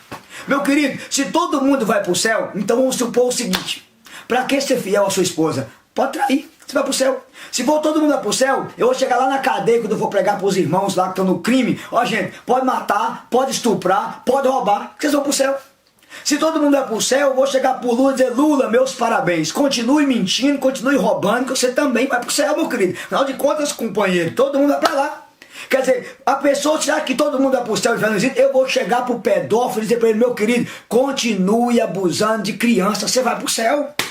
Gente, olha a gravidade do negócio desse. E nem quando tem esses evangelhos na igreja, a gente escuta uma pregação dizendo que o inferno existe. Porque é uma negação exclusiva da existência do inferno. E quem disse que o inferno existe foi Jesus. Mas nós somos católicos, querido. Está aqui, ó, Catecismo da Igreja Católica. Não é a opinião do eu descabeção. Mas antes de ler isso aqui, queria dizer só uma coisa para vocês. Imagine a seguinte cena: nós cremos que Deus também é o nosso juiz, e Ele vai nos julgar no fim dos tempos, conforme as nossas obras.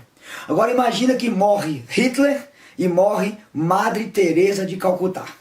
Madre Teresa de Calcutá chega no céu e fala: Jesus, está aqui as minhas obras. Cuidei dos pobres, cuidei dos doentes, dei banho em pobre, larguei tudo e está aqui as minhas obras. E Hitler chega e diz: olha Jesus, eu matei 6 milhões de judeus, matei homossexual, matei padre, matei pastor, e no fim ainda suicidei. Aqui está minhas obras. E Jesus diz: Hitler, Madre Teresa, welcome to céu. Bem-vindo. Você consegue imaginar Hitler com as asinhas no céu, batendo a asinha e rindo junto com Madre Teresa?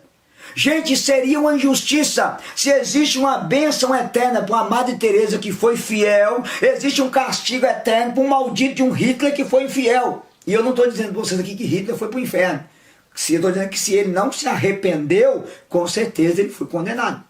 Mas, para você entender que Deus é justo, e se Deus é justo, Ele vai retribuir o bem para quem fez o bem, e o mal para quem fez o mal, porque o Deus que nos ama também é justo. Eu vou falar isso no próximo vídeo. E o Catecismo da Igreja, vou ler para vocês, ele diz assim, de forma maravilhosa, vocês vão ficar, como diz vovó, pasmo. Parágrafo 1033 do Catecismo da Igreja Católica. Não podemos estar unidos a Deus se não fizermos livremente a opção de amá-lo. Mas não podemos amar a Deus se pecamos gravemente contra Ele, contra o próximo e contra nós mesmos. Morrer em pecado mortal, sem ter se arrependido dele e sem acolher o amor misericordioso de Deus, significa ficar separado do Todo-Poderoso para sempre por nossa própria opção livre. Esse estado de auto-exclusão definitiva da comunhão com Deus e com os bem-aventurados, a igreja chama de inferno. Senhores teólogos que vai ver esse vídeo, até mesmo senhores sacerdotes, pare de mentir para o povo ensinando a opinião de vocês. A doutrina da Igreja Católica diz que se você morrer em pecado mortal, você vai ter separado de Deus para sempre. Isso é doutrina oficial da igreja. E o Catecismo continua dizendo, parágrafo 1035. A igreja ensina a existência e a eternidade do inferno. O inferno existe, senhores, e o inferno é eterno. E quem for para lá nunca vai sair de lá. E o catecismo continua dizendo: as almas dos que morrem em estado de pecado mortal. O que é pecado mortal? Aborto é pecado mortal. Prática homossexual é pecado mortal. Adultério, trair a esposa é pecado mortal. Fornicação, jovem no tico do fubá é pecado mortal. Pornografia é pecado mortal. Roubo é pecado mortal. Assassinato é pecado mortal. Se você morrer no pecado desse sem arrepender, meu filho, você irá para o fogo eterno, que você vai estar separado de Deus. Não é o cabeção, é a doutrina católica, é a palavra de Deus que diz isso. Continua. O catecismo diz assim: as almas dos que morrem em estado de pecado mortal descem imediatamente depois da morte para o inferno, onde sofre as penas do inferno, que é o fogo eterno. E o catecismo continua dizendo, tá? A pena principal do inferno consiste na separação eterna de Deus, o único a quem o homem pode ter a vida e a felicidade para o qual foi criado e para as quais aspira. E o parágrafo 1037 diz: Deus não predestina ninguém para o inferno. Para isso é preciso uma aversão voluntária, um pecado mortal, e persistir nele até o fim. O que é isso? A pessoa vive do pecado mortal e quer viver até o fim.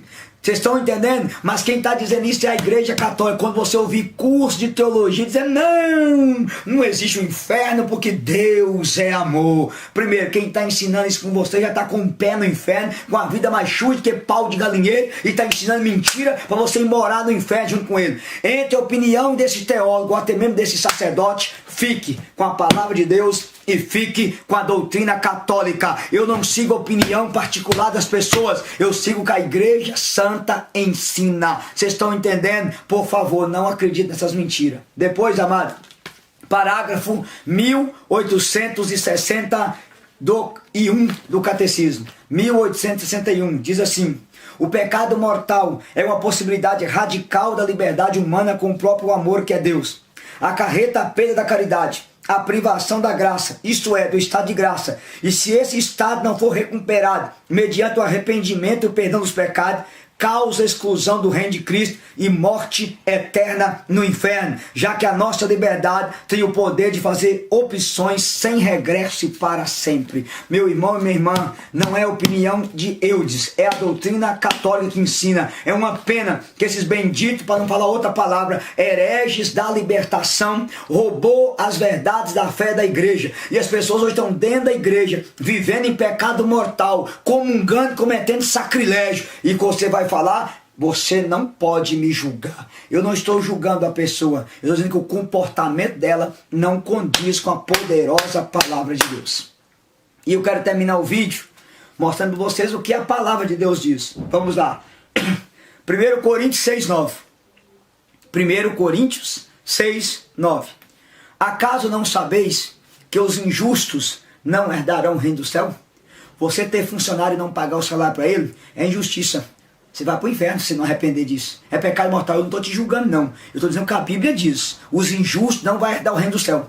Se você mente, diz que paga o funcionário e está roubando, você é injusto. Se você está dando cano nas pessoas, você é injusto. E a Bíblia diz assim, ó: não vos enganei, nem os impuro. Impureza, quem veste roupa de piriguete, quem assiste pornografia, quem se masturba, quem vive na fornicação, é impureza. Os idólatras, quem adora Zé Pilintra, Taca-Rua, Pombagira, quem adora o Buda, quem crê em cristais, em pirâmide, é idolatria. Depois, nem os adúlteros, você que foi casado e mora com outra pessoa, está traindo e tem um amante. Depois, nem os efeminados, as pessoas que vivem na prática homossexual. Depois, nem os devassos, sexo com animal, orgia, sexo grupal, troca-troca, é devassidão. Nem os ladrões, não precisa dizer mais o que é ladrão. Nem os avarentos, gente que é apaixonado por dinheiro, é tão miserável que a única coisa que tem é dinheiro. Depois, nem os pingus, os bebês, tá aqui, viu? Você que anda chapando o coco, chamando Jesus, Genésio do Buda, meu louco, cachorro do meu cacho. Os pingus, se não arrepender, irão para o inferno. Não sei se os senhores sabem, a bebida tem 5 espíritos. espírito de pavão, espírito de macaco, espírito de burro, espírito de leão, espírito de porco. O cara sai para beber é pavão, perfumado, cheiroso, enfeitado. Depois da quinta dose, barca nele o demônio do macaco, começa a fazer gracinha e rir para todo mundo. Depois da 10ª vira leão, fala que bate e mata, foi no risca-faca que eu te conheci. Depois da 20ª dose, barca o espírito de burro, ninguém aguenta o papo, fica no boteco, paga a conta sozinho. E depois barca o espírito de porco, mija na roupa, caga na roupa, deita e ronca no chão. Meu irmão, se você tá vendo esse vídeo, ninguém nunca pregou isso, eu tô dizendo, pinguço não vai pro céu, cachaceiro não vai pro céu, você tem que se arrepender e largar essa maldita cachaça.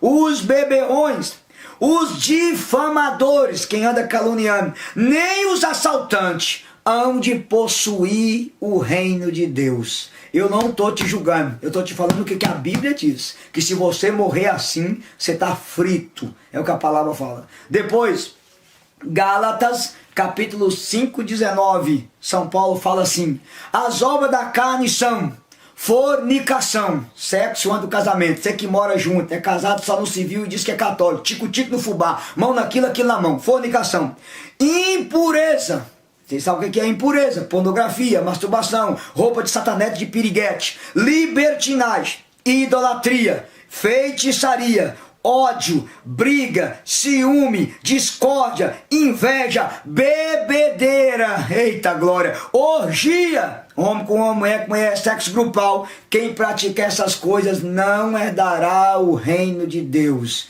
Não sou eu falando, é a palavra de Deus dizendo. E depois, meu irmão, minha irmã, Apocalipse 21, versículo 8.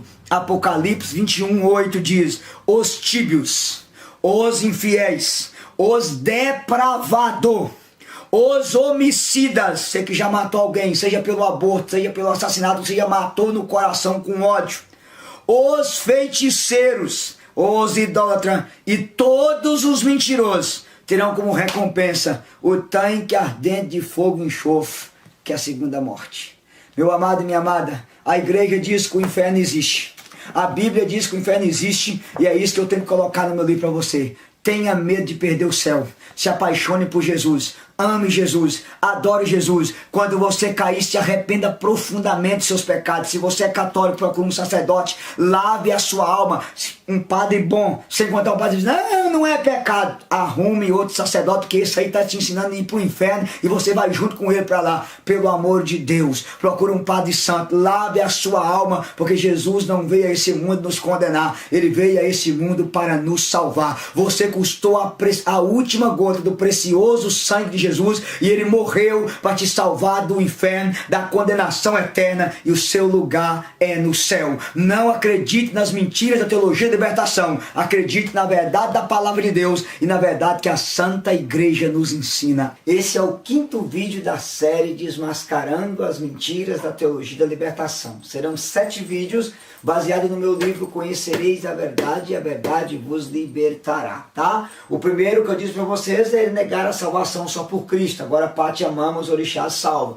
Segundo é negar a salvação pela igreja. Não interessa, que qualquer igreja que você for, tá bom até mesmo sem igreja, não importa. A terceira mentira que eu disse para vocês é negar a existência do inferno. A quarta é negar a existência do diabo. E agora, que é a quinta mais grave, que é negar, é separar o amor da verdade e a justiça da misericórdia. Hoje qualquer coisa que você fala, olha, você chega para o casal que está amigado, você tem que casar, que isso é pecado. Deus é misericórdia. Você vai falar para o par de homossexual que eles não podem ver que para ir para o céu tem que viver a castidade. Deus é misericórdia, Deus é amor. Então o que a teologia de libertação conseguiu fazer? Separar o amor da verdade e separar a justiça da misericórdia. As pessoas querem um Deus que é amor, mas não querem um Deus que é verdade. Querem um Deus que é misericordioso, mas não querem um Deus que é justo. E eu vou tentar explicar para vocês. Primeira coisa interessante, livro do Eclesiástico, capítulo 5, versículo 5, diz assim: A propósito de um pecado perdoado, não esteja sem temor e não acrescente pecado sobre pecado. Não diga, a misericórdia de Deus é grande, ele terá piedade da multidão de meus pecados, pois piedade e cólera são nele igualmente rápida, e o seu furor visa os pecadores. Não demore em te converter ao Senhor, não adie de dia em dia, pois sua cólera virá de repente e ele te perderá no dia do castigo. Meu irmão, o Deus que é 100% justo, é 100% misericordioso. E nós temos que aprender algumas coisas para citar vocês. Vamos embora lá. Justiça da misericórdia. Por que elas não se separam? Santo Ambrósio, ele dizia assim: a misericórdia, para ser verdadeira, tem que ter 3 características: afetiva, efetiva e reta razão. Vou repetir para vocês: afetiva, efetiva e reta razão. O que é misericórdia efetiva? Se colocar no lugar do outro. O que é misericórdia efetiva? Fazer algo pelo outro. O que é reta razão? Levar o outro para a verdade. Simples. Ele cita Jesus quando encontra com a mulher adúltera, João 8, do 1 ao 11. Misericórdia afetiva, ele se agachou. Ele se colocou no lugar da mulher, porque Jesus desceu do céu para fazer isso. Ele assumiu a nossa natureza humana para se colocar no nosso lugar. A cruz que era para nós, Jesus assumiu ela para pagar o nosso pecado. Misericórdia efetiva, ele fez algo por ela. Eu não te condeno. E reta razão, ele levou ela para a verdade. Vai e não tornes a pecar. Isso que é misericórdia. Para você entender o que é a misericórdia verdadeira, você vai aprender uma única coisa: não existe amor verdadeiro ao bem sem ódio verdadeiro ao mal. Quem ama a santidade odeia o pecado. Quanto mais ódio você tiver do pecado, mais amor você terá à santidade. Isso é misericórdia. Agora vamos lá. O que a teologia da libertação conseguiu colocar dentro da igreja? O que nós chamamos de falsa misericórdia. O que é falsa misericórdia? Se você prega a verdade, você é radical demais. O que vale é o amor. Se você defende a família, homem, mulher e filho, você é preconceituoso, intolerante e homofóbico. E aí, como diz o Ratinho, o Brasil é inconsequente. A mulher mais sexy é um homem, o Pablo Vittar. Perdão, a Tami, né? O homem mais sexy é a mulher. A alma mais honesta presa por corrupção. E o João de Deus é do capeta. Olha que situação. Aí você quer colocar uma mulher para fazer papel de pai, dizendo que é homem, que é a filha da Gretchen, e um homem para fazer papel de mulher. Gente, cientificamente falando, Tami sempre será mulher e Pablo Vittar sempre será homem. Pode fazer o que quiser. Os gametos, os cromossomos é homem. Mas se você prega isso, você é intolerante, homofóbico. Depois, se você prega a doutrina, você é ultrapassado. Se você condena o pecado, não julgueis. Se você prega a fidelidade a Deus, eu sou livre para fazer o que eu quiser. Se você fala de conversão, Deus conhece seu coração. É desse jeito que nós estamos, irmão. Se você prega para a menina que roupa de piriguete e sataneta é pecado, Deus quer o coração. Ô minha filha, Deus não é cardiologista, Deus quer o ser por inteiro, corpo e alma e coração. Nós estamos assim. Então veja, separando a misericórdia da justiça. E a pessoa quer colocar na conta da misericórdia o pecado dela. Aí vamos lá, amado, Deus é tão misericordioso que Deus te dá o direito de você plantar o que você quiser. Mas Deus é tão justo que você colhe aquilo que você planta. Aprenda no seu coração. Outra coisa interessante, misericórdia não é direito de você pecar, é oportunidade de você abandonar o pecado. Dom Bosco já dizia, não é digno de misericórdia, Dom Bosco, quem peca pensando na misericórdia. São Basílio Magno dizia assim, não duvideis, Deus é misericórdia. Misericórdia sim, para aqueles que se arrependem e não para aqueles que abusam da paciência divina. Veja, não para aqueles que abusam da paciência divina. Outra coisa, querido, nós nunca pregamos tanto a misericórdia e nunca tivemos tão atolado no pecado. Por quê? Porque está apresentando uma misericórdia que a pessoa quer colocar o pecado dela na conta da misericórdia. Amados irmãos, misericórdia não é direito de pecar, é oportunidade de abandonar o pecado. Misericórdia não é direito de você errar, é oportunidade de alargar o erro que você fez. Misericórdia não é direito de você ficar caminhando para o inferno, é oportunidade de você voltar a caminhar para o céu. Outra coisa importante, Santo Isaac de Nínive dizia assim, o homem que chora seus pecados é maior do que o homem que tem o dom de ressuscitar os mortos. E outra coisa importante, Deus ama o pecador, mas Deus abomina o pecado. Aí vem a coisa perigosa. O que é a coisa perigosa? No tempo de Jesus, quem acolhia o pecador era acusado de acolher o pecado. Hoje, graças à teologia da libertação, quem denuncia o pecado é acusado de condenar o pecador. Basta você ver os discursos socialite do padre Júlio Lancelotti, lá de São Paulo, que esconde a vida errada dele debaixo da caridade. Aquele discurso dele, acolher os homossexuais, mas é para acolher os homossexuais, para eles viverem no pecado, e não para dizer para os nossos irmãos homossexuais que eles têm que ser santos. Esse é o discurso, essa é a falsa misericórdia. Então veja que situação nós estamos vivendo. Então se eu prego sobre o pecado, eu sou acusado de estar condenando o pecador. Amado, não existe amor sem correção. Um amor sem correção é estratégia do diabo. Amar é querer o outro no céu e não no inferno. E aí eu quis dizer para vocês, como que nós estamos hoje? Olha como é que é a falsa misericórdia. Primeiro, Deus me ama do jeito que eu sou. Deus ama você do jeito que você sou, você confessa a frase. Completa a frase. Deus me ama do jeito que eu sou, mas não quer que eu fique do jeito que eu estou. Deus ama você, mas não ama seu pecado. Não ama a vida errada que você tem. Segunda mentira.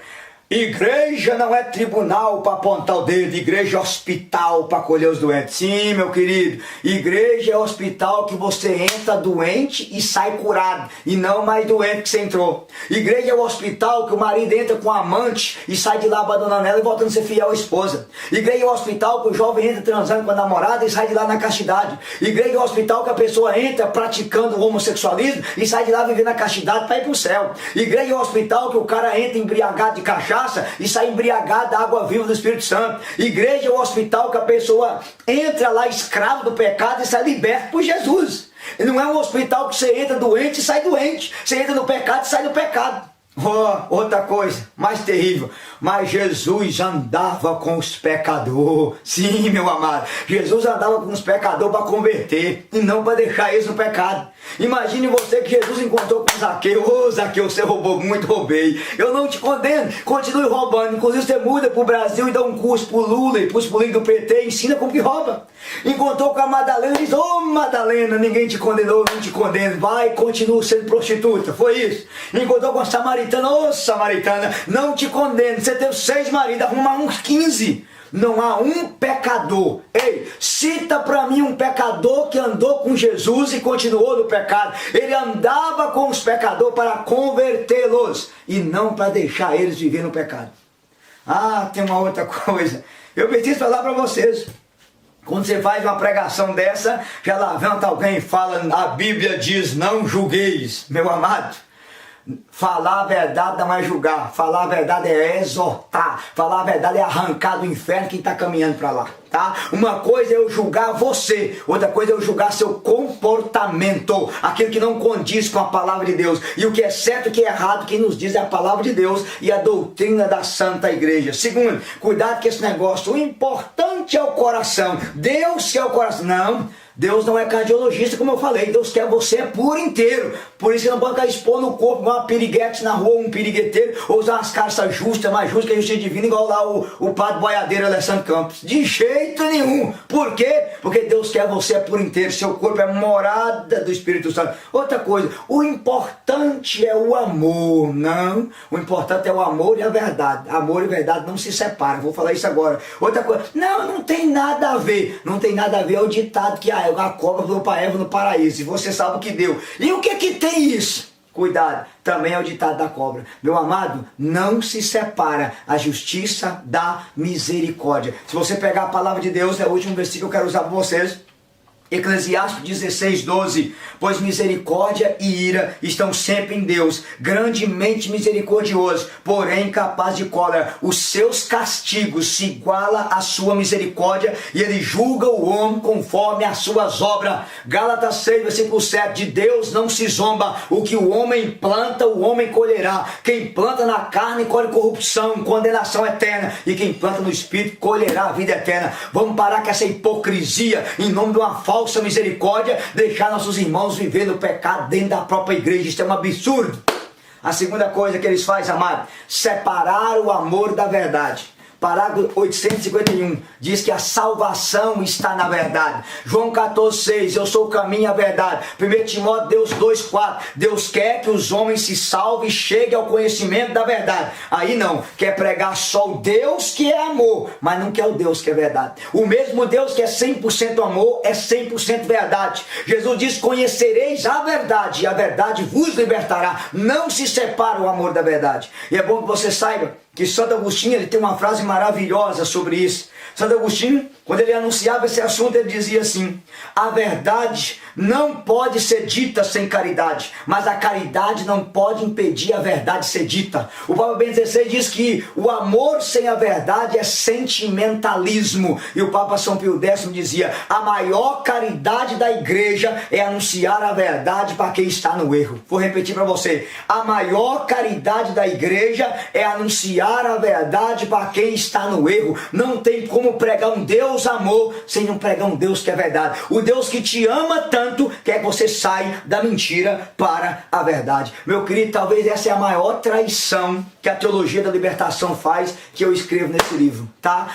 Misericórdia não é direito de você pecar, é oportunidade para sair dele, porque Deus é 100% misericordioso, mas Deus é 100% justo. Deus é 100% amor, mas Deus 100% verdade. O mesmo Deus que é amor é o mesmo Deus que é verdade. Portanto, não pode separar uma coisa da outra, que é o que está acontecendo. E aí está um falso evangelho, uma falsa misericórdia pregada, onde a pessoa não muda de vida e ela permanece vivendo no pecado e está caminhando para o inferno, acreditando na misericórdia, como se misericórdia fosse direito de colocar o pecado dela na conta da misericórdia. Então, meu querido, o cardeal Sara diz: misericórdia sim, para quem se arrepende e não para quem quer viver no pecado. Colocar o pecado na conta da misericórdia se chama presunção. Você achar que você vai ser salvo, não porque você quer viver a santidade, mas porque Deus entende e Deus é misericórdia. Esse evangelho vai conduzir as pessoas para o inferno. Deus é misericordioso, mas Deus é santo. Talvez você esteja me perguntando: Eudes, que livro você está usando? Esse aqui é o primeiro livro que eu escrevi. Ir à balada é pecado, e eu tenho um capítulo muito completo sobre a misericórdia e sobre a justiça nesse livro, tá bom? Bem explicadinho e bem direito para vocês. E eu quero terminar dizendo uma coisa importante: cuidado com essa falsa misericórdia. E eu trabalho isso aqui muito bem no livro que eu falei para vocês, que é o livro As Mentiras da Teologia da Libertação, onde eu digo de forma bem bonita que essa falsa misericórdia ensinada dentro da igreja talvez vai ser a maior raiz de condenação dentro da própria igreja, porque as pessoas estão vivendo no pecado, confiando numa misericórdia, como se Deus não exigisse a conversão de cada um de nós. E aí é bom vocês saberem o seguinte, e nós temos que ter noção disso: Jesus sempre veio oferecer, estender a mão para levantar o pecador. Ele não veio condenar, ele veio perdoar. Mas se o pecador renegar o perdão, ele é condenado. O médico quer cuidar do doente, mas se o doente não aceita o cuidado, o doente com certeza vai morrer. Então, meu amado, amor e verdade, justiça e misericórdia caminham de mãos dadas, e nós não podemos aceitar essa heresia em nome de Jesus. Deus é amor, mas Deus é verdade. Deus é misericórdia, mas Deus é justo, e Deus não quer você vivendo no pecado, tá? Abandona esse alcoolismo seu, abandona essas drogas, abandona o homossexualismo, a prática, né, homossexual, que não pode usar mais essa palavra. Abandona o seu adultério, abandona esse namoro depravado, essa vida de corrupção sua, essa vida que você está de injustiça. Por quê? Porque um dia nós vamos prestar conta diante daquele que nada fica oculto aos seus olhos. Ele é um Deus que é amor, mas também é um Deus que é justo. Este é o 6º vídeo da coleção As 7 Mentiras da Teologia da Libertação. E essa sexta mentira é simples. Eu chamo ela de profanação da Santa Missa. O que é a profanação da Santa Missa? Você sabe que para nós católicos, a missa ela é o mesmo sacrifício de nosso Senhor Jesus Cristo, porém de maneira incruenta. O que é isso? Para nós católicos, quando o padre fala eis o mistério da fé, anunciamos, Senhor, a vossa morte, proclamamos a vossa ressurreição, vinde, Senhor Jesus. A missa não é um outro sacrifício de Cristo, como que é o nosso amigo Augusto Nicodemos Lá aquele pastor protestante, não, seu Augusto, a missa é o próprio sacrifício de Cristo, ela não é uma repetição, ela é uma presentificação. Para você entender melhor, as palavras do Cristo são palavras teândricas, elas perpetuam no tempo. Quando eu vou para a Santa Missa, é como se eu estivesse indo para o Calvário, como diz o São Padre Pio. Mas vamos lá, onde que está a mentira da libertação aqui? Primeiro, é as chamadas missas de sincretismo. Aí se cria lá, por exemplo, a missa negra, da consciência negra. Aí coloca batuque, tic-tum, tic-tum, tic-tum, e aquela bagunça que você conhece. Aí você viu aquelas missas lá da SEBS em Londrina, aquela vergonha que foi, aquele tipo de pão esquisito. Dá até dó você ver, eu não vou citar muita coisa aqui não, senão é perigoso eu ter que ser preso das vergonhas que é. Cada dia que passa uma heresia, uma pior do que a outra. Mas do meio dessas heresias tem a coisa mais grave. É quando eles começam a dizer que a missa é apenas um banquete. E se a missa é um banquete, Jesus diz, tomai todos e comei. E o senhor Júlio Lancelotti, nosso querido Lancelotti, que o Papa da igreja de Júlio Lancelotti é Papa Luís 51. Que eu não sei o que Júlio Lancelotti ainda está fazendo na igreja católica, soltou um videozinho vagabundo, daquelas homilias sem vergonha e michuruca que ele faz em São Paulo, que é muito mais comício do PT para adorar Marta Suplicy, Eduardo Suplicy e o Papa Luís 51, ladrão de 9 dedos, do que homilia católica. Disse que Jesus disse, tomai todos e comei, lendo inclusive o Evangelho da Multiplicação dos Pães, que é para todos. E se é todos, a mulher trans, o par de gay, a mulher adulta, todo mundo. Ô Padre Júlio Lancelotti, eu não vou mandar o senhor tomar vergonha na cara, não, mas já mandei. Toma vergonha na sua cara e seja católico. Ou então o senhor abandona essa batina, que o senhor nem usa a batina, e monta uma igreja para o senhor, Igreja Católica Brasileira de Júlio Lancelotti, Papa Luís 51, com a garrafa de pinga na mão, e segue sua fé, e deixa a igreja de Cristo em paz. Que eu não sei onde é que está o bispo do senhor uma hora dessa, que o Cláudio Uns foi capaz de assinar aquela cartinha vagabunda, mas não tem coragem de assinar uma carta, mas não se subverter da igreja. Mas o que eu quero mostrar para vocês aqui? Que para nós católicos, a nossa fé nos diz que a missa tem 4 tipos de sacrifício. Primeiro, ela é um sacrifício latrêutico. O que é isso? É um sacrifício de adoração. Mas a Santa Missa não é apenas eu que adoro Jesus, é Jesus que adora o Pai por mim. Ela é um sacrifício eucarístico, de ação de graça. Mas não sou eu que agradeço e louvo, é Cristo que louva e agradece o Pai por mim.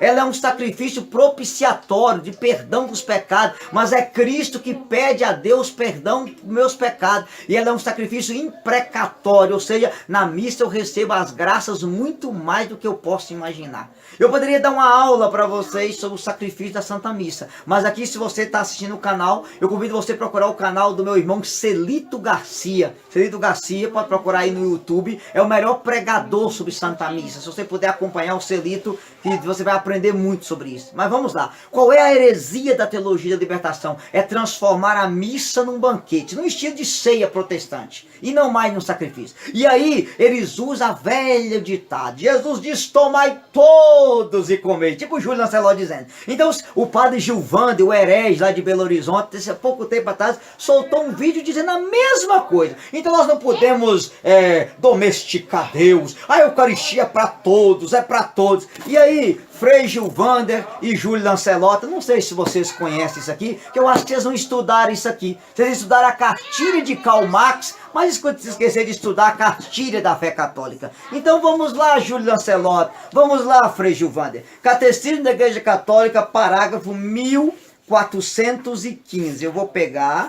e vou mostrar para vocês, que me parece que vocês não lêem o que a Igreja Católica ensina. A Igreja diz assim, ó: quem quiser receber Cristo na comunhão eucarística deve estar em estado de graça. Se alguém tem consciência de ter pecado mortalmente, não deve comungar a Eucaristia sem ter recebido previamente a absolvição no sacramento da penitência. Júlio Lancelotti, Frei Gilvander e toda a corte da teologia de libertação, tomai todos e comei, mas é todos que estão em estado de graça, tá? Não sei se os senhores sabem, Jesus andava com os pecadores, como eu falei no vídeo passado, mas não foi para deixar eles no pecado, não, foi para converter. Jesus encontrou com Zaqueu e ele era ladrão e ele se converteu. E o seu Lula, Júlio Lancelotti, continua sendo ladrão até hoje. Sabe que você não pregou para ele converter até hoje? E aí, meu querido, é todos que estão em estado de graça. A prostituta para comungar tem que largar a prostituição. O casal de gay para comungar tem que largar a prática gay, senão eles vão para o inferno, eles não podem comungar não. A pessoa que está no adultério, ela não pode comungar, porque ela vai comer e beber, a condenação dela. Agora é claro, né, com a vida de Júlio Lancelotti, que o senhor leva para Júlio Lancelotti, é melhor o senhor mandar todos comungar mesmo, porque o senhor sabe muito bem que em breve sua máscara cai. Fica sossegado, é melhor mesmo o senhor mandar. Agora, o que dói, queridos, é que parece que isso aqui não é obedecido. Mas vamos lá, como vocês não lêem o Catecismo, Júlio Lancelotti, deixa eu ler para vocês, né? Infelizmente vocês não lêem. Vamos lá, parágrafo 1395 diz assim: a Eucaristia não está destinada a perdoar pecado mortal.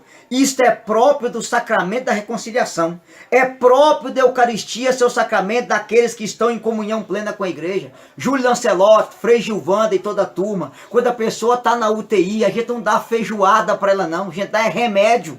Se a pessoa está na UTI porque cometeu um pecado mortal, o remédio dela é o sacramento da penitência, é o arrependimento. Não é dar o corpo de Cristo para ela não, meu querido. Onde é que vocês tiraram isso? Então, se vocês não concordam, larga a igreja, faça favor, vá embora. Nós não precisamos de gente ensinando heresia quanto o que a igreja ensina, não. Pelo amor de Deus.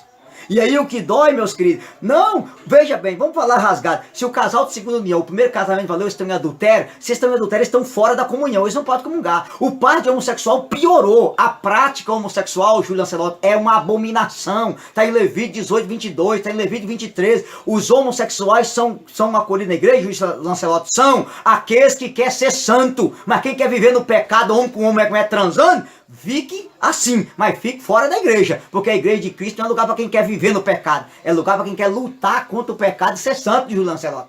A terceira coisa, Lula ladrão tem lugar na igreja, Lancelotti? Tem, desde que ele pare de roubar, porque Dom Ângelo, que deu comunhão para ele, cometeu o pecado que saber que ele também tá no roubo e na safadeza. Cadê a pregação para a conversão dele? Que mudança de vida Eduardo Suplicy, Fernando Haddad e Marta Suplicy tem, são seus amigos íntimos, que evangelho você prega para eles, Lancelotti? Agora o que dói no coração da gente é essa falsificação do evangelho. Mas continua, meus queridos. O Catecismo da Igreja Católica diz mais para nós. Diz que a Eucaristia perdoa os pecados veniais e nos preserva dos pecados futuros. Mas eu tenho que continuar lendo para vocês. Vai lá. Parágrafo 1385. Já que Júlio Lancelotti não leu o Catecismo, deixa eu ler o Catecismo. Que diz assim, ó. São Paulo diz que todo aquele que comeu o corpo do Senhor indignamente come e bebe sua própria condenação. Quem está consciente de ter cometido um pecado mortal deve receber o sacramento da reconciliação sem antes para depois receber a comunhão. Quando você peca de maneira mortal, você se afasta do corpo de Cristo, meu irmão. Se você transa com sua namorada, você vê pornografia, você rouba, você é corrupto, você vive na prática homossexual, você traiu a sua esposa, você mora e vive amigado. Se você está desse jeito, você está separado do corpo de Cristo, o que você está vivendo é pecado mortal. Para receber a Eucaristia, você tem que entrar no corpo de Cristo. E como você já foi batizado, você precisa receber o sacramento da confissão, de se arrepender. Ei, grava no coração de você, misericórdia não é dar a você o direito de pecar, como eu falei do vídeo anterior, é a oportunidade de abandonar o pecado. Se você seguir os conselhos de Frei Gilvanda e de Júlio Lancelotti, só tem um lugar que você vai encontrar com eles, no quinto dos infernos, se esses dois padres não se arrependerem e ficar pregando essas heresias dentro da igreja católica. Agora vamos lá, ei Júlio Lancelotti, ei Frei Gilvander, parágrafo 1457 do Catecismo, diz assim, ó, aquele que tem consciência de ter cometido um pecado mortal. Então deixa eu falar o que é consciência. Jovem, se você transa com sua namorada, é pecado mortal. Meu irmãozinho que é homossexual, se você tem vida sexual ativa com outro homem, é pecado mortal. Meu irmãozinho que foi casado, você está vivendo com outra mulher, é pecado mortal. Meu irmãozinho, roubar é pecado mortal. Fazer aborto é pecado mortal. Meu irmãozinho, escândalo é pecado mortal. Se você vive nisso e comungar, é o Catecismo está dizendo, se você tem consciência de cometer um pecado mortal, você não deve receber a Sagrada Comunhão, mesmo que esteja profundamente contrito, sem antes receber a absolvição sacramental. Júlio Lancelotti, isso aqui é a doutrina da Igreja Católica. Frei Gilvander, é a doutrina da Igreja Católica. Se vocês não aceitam, vocês viram seita. Abre uma igreja e vai embora da igreja católica. Ninguém precisa de vocês aqui dentro, não. A partir do dia que vocês fizeram esse voto de obediência ao Papa e à doutrina, ou vocês assumem esse voto, Júlio Lancelotti, Frei Gilvander, ou pega o banquinho e saia de fininho. E não me venham usar a frasinha de efeito de Papa Francisco fora do contexto, que é o que vocês estão fazendo aí, não. Porque vocês dois estão destruindo a verdadeira fé da Igreja Católica. Destruindo a verdadeira fé. Vocês é uma vergonha para a Igreja Católica. Eu não sei como é que o bispo de vocês já não mandaram vocês embora há muito tempo. Porque vocês não precisam de conversão, não. Vocês precisam de excomunhão. É embora logo. Mas vamos lá. O que a doutrina da igreja diz, amado? Você que tem a poderosa palavra de Deus, está lá. Primeira carta de Paulo aos Coríntios, capítulo 11, versículo 23. Eu recebi do Senhor que vos transmiti. Na noite que o Senhor Jesus foi traído, ele tomou o pão e depois de ter dado graça, partiu e disse: isto é o meu corpo que será entregue por vós, fazer isso em memória de mim. Veja, nós católicos não comungamos um pedaço de pão. Para nós a Eucaristia não parece o Cristo, é a presença real. Isto é o meu corpo. E Jesus não pode mentir, é o corpo de Cristo. Depois, do mesmo modo, depois de ter ceado, tomou o cálice e disse: este cálice é o meu sangue, o sangue da nova e eterna aliança. Toda vez que beber, fazer isso em memória de mim. Aí a Bíblia continua dizendo, versículo 27, portanto, todo aquele que comer do pão e do cálice do Senhor indignamente será culpável do corpo e do sangue do Senhor. Que cada um examine a si mesmo e assim coma deste pão e beba desse cálice. Aquele que comer e beber desse cálice indignamente, come e bebe a sua própria condenação. Meu irmão, receber Jesus na Eucaristia em pecado mortal é comer e beber a condenação. Júlio Lancelotti, eu achei bonitinho você citar João 6, né, que Jesus partiu e diz distribuir a todos. Só que uma coisinha, o milagre da multiplicação dos pães é o mesmo que você diz que não é milagre, as suas homilias michuluca. E uma outra coisa interessante, Lancelotti, é porque é o seguinte: a Eucaristia, Jesus instituiu ela com os 12, tá bom? E Judas cometeu um dos sacrilégios e depois suicidou. Por quê? Você sabe por quê, Júlio Lancelotti? São Cirilo de Jerusalém diz, São Cirilo de Jerusalém é santo e doutor da igreja, não é um petista doente igual você não. Ele diz que quando você recebe Jesus em pecado mortal, entra dentro de você Jesus e o demônio. E o demônio entra para escarnecer de Jesus. A maioria desse povo que está na sua missa, que comunga em pecado mortal, Júlio Lancelotti, está indo para o inferno. E você vai prestar conta da alma deles se estiver comungando em estado de pecado mortal. Os homossexuais que estão vivendo na prática comungando, os adúlteros, até mesmo os pedófilos que estiver comungando em pecado mortal aí, está indo para o inferno por culpa sua, que você não pode pregar a verdade para eles. Você está sendo um traíra da fé da igreja católica, Júlio Lancelotti. Pelo amor de Deus, cadê o bispo de um homem desse que não prega a verdade para ele e não mostra que ele está traindo a fé? Por quê? Porque o seu Papa, Lancelotti, não é Francisco, é Papa Luís 51 de 9 dedos na mão, ladrão, bandido, que ficou 9 meses preso. Esse é seu Papa, que você segue a vontade dele. Mas nós católicos, a nossa regra é essa aqui, amados, ó, vou mostrar para vocês, é catecismo e Bíblia, e nós obedecemos o Papa Francisco, tá? Essa é a nossa regra.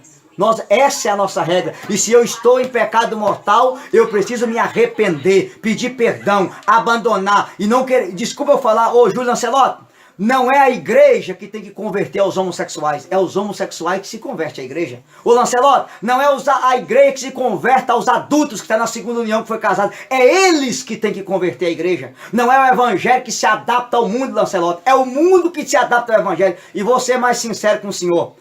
Não é o seu Papa Luís 51, não é Jesus que tem que se converter a ele. É ele que tem que se converter a Jesus. Porque se o seu Papa Luís 51 não se converter, www.quintodosinfernos.com.br/São Bernardo do Campo, que é onde ele mora.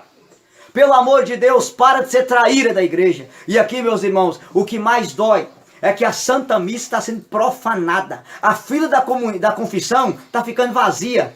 E a fila da Eucaristia está lotada. Mas por que não produz efeito? Porque as pessoas comungam em estado de pecado mortal. E nós não podemos admitir isso. Nós vamos levantar a voz contra a TL e nós vamos dizer: a Santa Missa é o sacrifício de Cristo. Ela não é banquete para ninguém encher bucho. É o sacrifício do Senhor. Ela é um banquete sim, mas é um banquete sacrificial. A Santa Missa não é lugar de vir com os peitos de fora, com a bunda de fora. Santa Missa não é lugar de pessoas que estão vivendo no pecado mortal comungar. Santa Missa é lugar daqueles que estão no estado da graça. Inclusive, ô Lancelotti e Frei Gilvander, queria dizer uma coisinha para vocês, não sei se os senhores sabem, na igreja primitiva, as pessoas pagãs que viviam no pecado, elas ficavam na missa até na hora da palavra. Depois da palavra, elas saíam e só podia ficar na igreja os cristãos que estavam em estado de graça para comungar. Eu não sei se os senhores sabem disso, mas na nova igreja de Lancelotti e de Frei Gilvander, aí não. Aí você não precisa converter. Homossexual não precisa abandonar o pecado, não. Pode continuar sendo gay, praticando, comungando e descer para o inferno junto com o Lancelotti assim. Pode ficar no pecado o tempo todo. Mas nós vamos dizer o que, meus amados?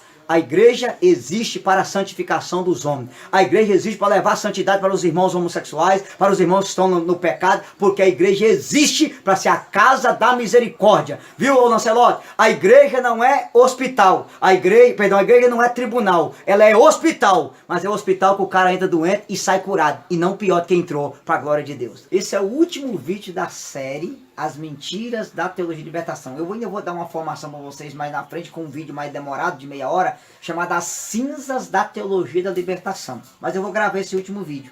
E a última mentira da teologia de libertação é negar os milagres de nosso Senhor Jesus Cristo. Inclusive nesse livro que eu escrevi, eu explico isso bem direitinho, tá bom? Bem esclarecido para todos vocês. Inclusive tem um monte de testemunho de cura, de milagre, de pessoas que participaram de evento que eu preguei que foram curadas aqui para mostrar para vocês as mentiras da TR. Mas vamos lá, como que isso acontece? Se você vai num curso de teologia, igual aquele da FAS, de Belo Horizonte, uma teologia viva, ou se você vai nesses eventos aí de pregações da teologia de libertação, sempre você vai ouvir, não, Jesus não multiplicou o pão, não. Aquilo ali é apenas um milagre, é uma partilha. Jesus não curou o leproso, ele inseriu ele na sociedade. Jesus não curou o homem da mão seca, ele inseriu ele no meio do povo. O mar vermelho não abriu. O mar vermelho é, como ele gosta de dizer, né? É uma metáfora, é uma expressão da natureza. E eles vão negando todos os milagres de Jesus. E o pior, eles não negam só os daquela época, eles negam também o de hoje. Tanto que quando o Evangelho relata, por exemplo, os exorcismos de Jesus, eles dizem, não, Jesus não expulsou o demônio, não existe diabo. Aquilo é uma forma de ver o mal, era uma epilepsia, era uma doença. Gente, olha aonde nós chegamos. Veja como que esse demônio, esse câncer chamado teologia da libertação, destruiu a fé do povo. Mas vamos lá, para nós darmos a resposta para Júlio Lancelotti, para Frei Gilvander e Companhia Limitada, eu vou pegar o Catecismo da Igreja Católica, eu vou dizer o que o Catecismo diz. Primeira coisa, parágrafo 550 do Catecismo diz assim, ó, o advento do reino de Deus, ou seja, o advento de Cristo, a vinda de Cristo, a encarnação de Cristo, é a derrota do reino de Satanás. Vou repetir para vocês. A encarnação do verbo é a derrota do reino de Satanás. Se é pelo Espírito que eu expulso os demônios, então o reino de Deus já chegou a vós. É uma citação de Mateus 12, 28, tá? Aí o Catecismo continua dizendo, os exorcismos de Jesus libertam os homens do domínio dos demônios. Pelo amor de Deus, Frei Gilvander, Júlio Lancelotti, Leonardo Boff, se vocês não aceitam isso que está aqui, funda uma igreja para vocês. Por favor, não é a Igreja Católica que precisa de vocês, é vocês que precisam da igreja. Se vocês não querem obedecer isso aqui, vocês não crerem nisso aqui, fundam a igreja e coloca Lula para ser o Papa de vocês. Papa Luís 51, que maravilha! E segue a vida. Mas pelo amor de Deus, para de ensinar o que ofende a doutrina católica para o povo. Continua o catecismo da igreja. E os exorcismos de Jesus antecipam a grande vitória de Jesus sobre o príncipe deste mundo, que é Satanás. Veja, irmãos, aquilo ali que Jesus fez em Marcos 5, povo, não era doença. Aquele menino estava possesso por Satanás, está lá. 1 João 3,8, Jesus se manifestou para destruir as obras do diabo, gente. Aquilo foi verídico. Os evangelhos não estão mentindo. Mas, vamos lá. Querido, acho que a nossa turma aí não leu o catecismo, que eles lêem a cartilha de Karl Marx e a cartilha do PT de Martin Suplicy, mas não leu o catecismo. Parágrafo 1508 diz assim, o Espírito Santo dá a algumas pessoas um carisma especial de cura para manifestar a força da graça de Cristo ressuscitado. Ô meus amados, quantos de vocês já foram em evento do Ironi Spudari, recebeu o milagre, do Roberto Tanuzzi, do grande padre Emiliano Tardif, do grande padre Robert de Grandes, do agora futuro beato padre Léo? Quantas pessoas foram curadas nesses eventos? E nesse livro que eu escrevi, eu conto quantos testemunhos tem aqui de gente curada. Mas não, cura é para aquela época, cura para aquele tempo. Ei, queridos hereges da libertação, se cura e milagre fosse coisa do passado, a igreja não poderia canonizar santo, porque para ter uma canonização tem que ter 2 milagres, um para beatificar e um para canonizar. Hereges da libertação, se não houvesse cura e milagre, então faz o seguinte, vai em Aparecida do Norte e entra na sala dos milagres e vê o que é aquilo ali. Vai lá em Lourdes, tem a comitê de médicos, são 1.200 milagres. Como é que vocês têm a cara de pau de dizer que milagre não existe? E o pior, que vocês não sabem, tem alguns desses aí que estudam um tiquinho a mais, que ainda vai citar Santo Agostinho. Não, Santo Agostinho diz, amados, que cura é para aquela época dos apóstolos, que não precisa mais ter cura hoje, que o evangelho já chegou. Meu Deus do céu.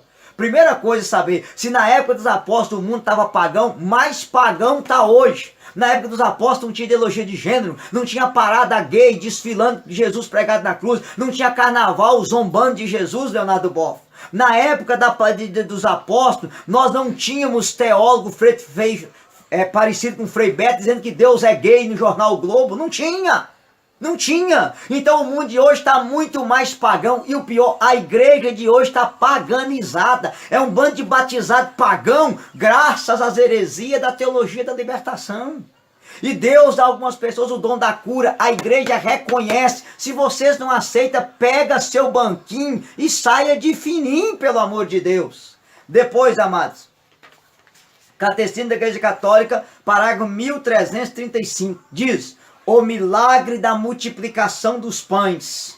Quando o Senhor proferiu a bênção, partiu e distribuiu os pães a seus discípulos para alimentar a multidão, prefigura a superabundância desse único pão na Eucaristia. Meus queridos, a igreja diz, senhores, que a multiplicação do pão foi milagre. Por que Jesus multiplicou o pão? Para mostrar que ele é Deus, que ele é poderoso e que do nada ele faz tudo. Não foi uma fantasia, não é uma ficção da igreja primitiva, não, meus queridos, foi milagre. Porque Jesus é Deus, ele é o verbo encarnado, ele está no meio de nós, ele é o Deus que desceu do céu e ele pode fazer milagre. E ele fez a multiplicação dos pães, ele andou sobre as águas, ele curou o leproso, ele expulsou os demônios, porque ele é Deus. Qual é o grande mal da teologia de libertação, amados? É trazer o transcendente para o imanente.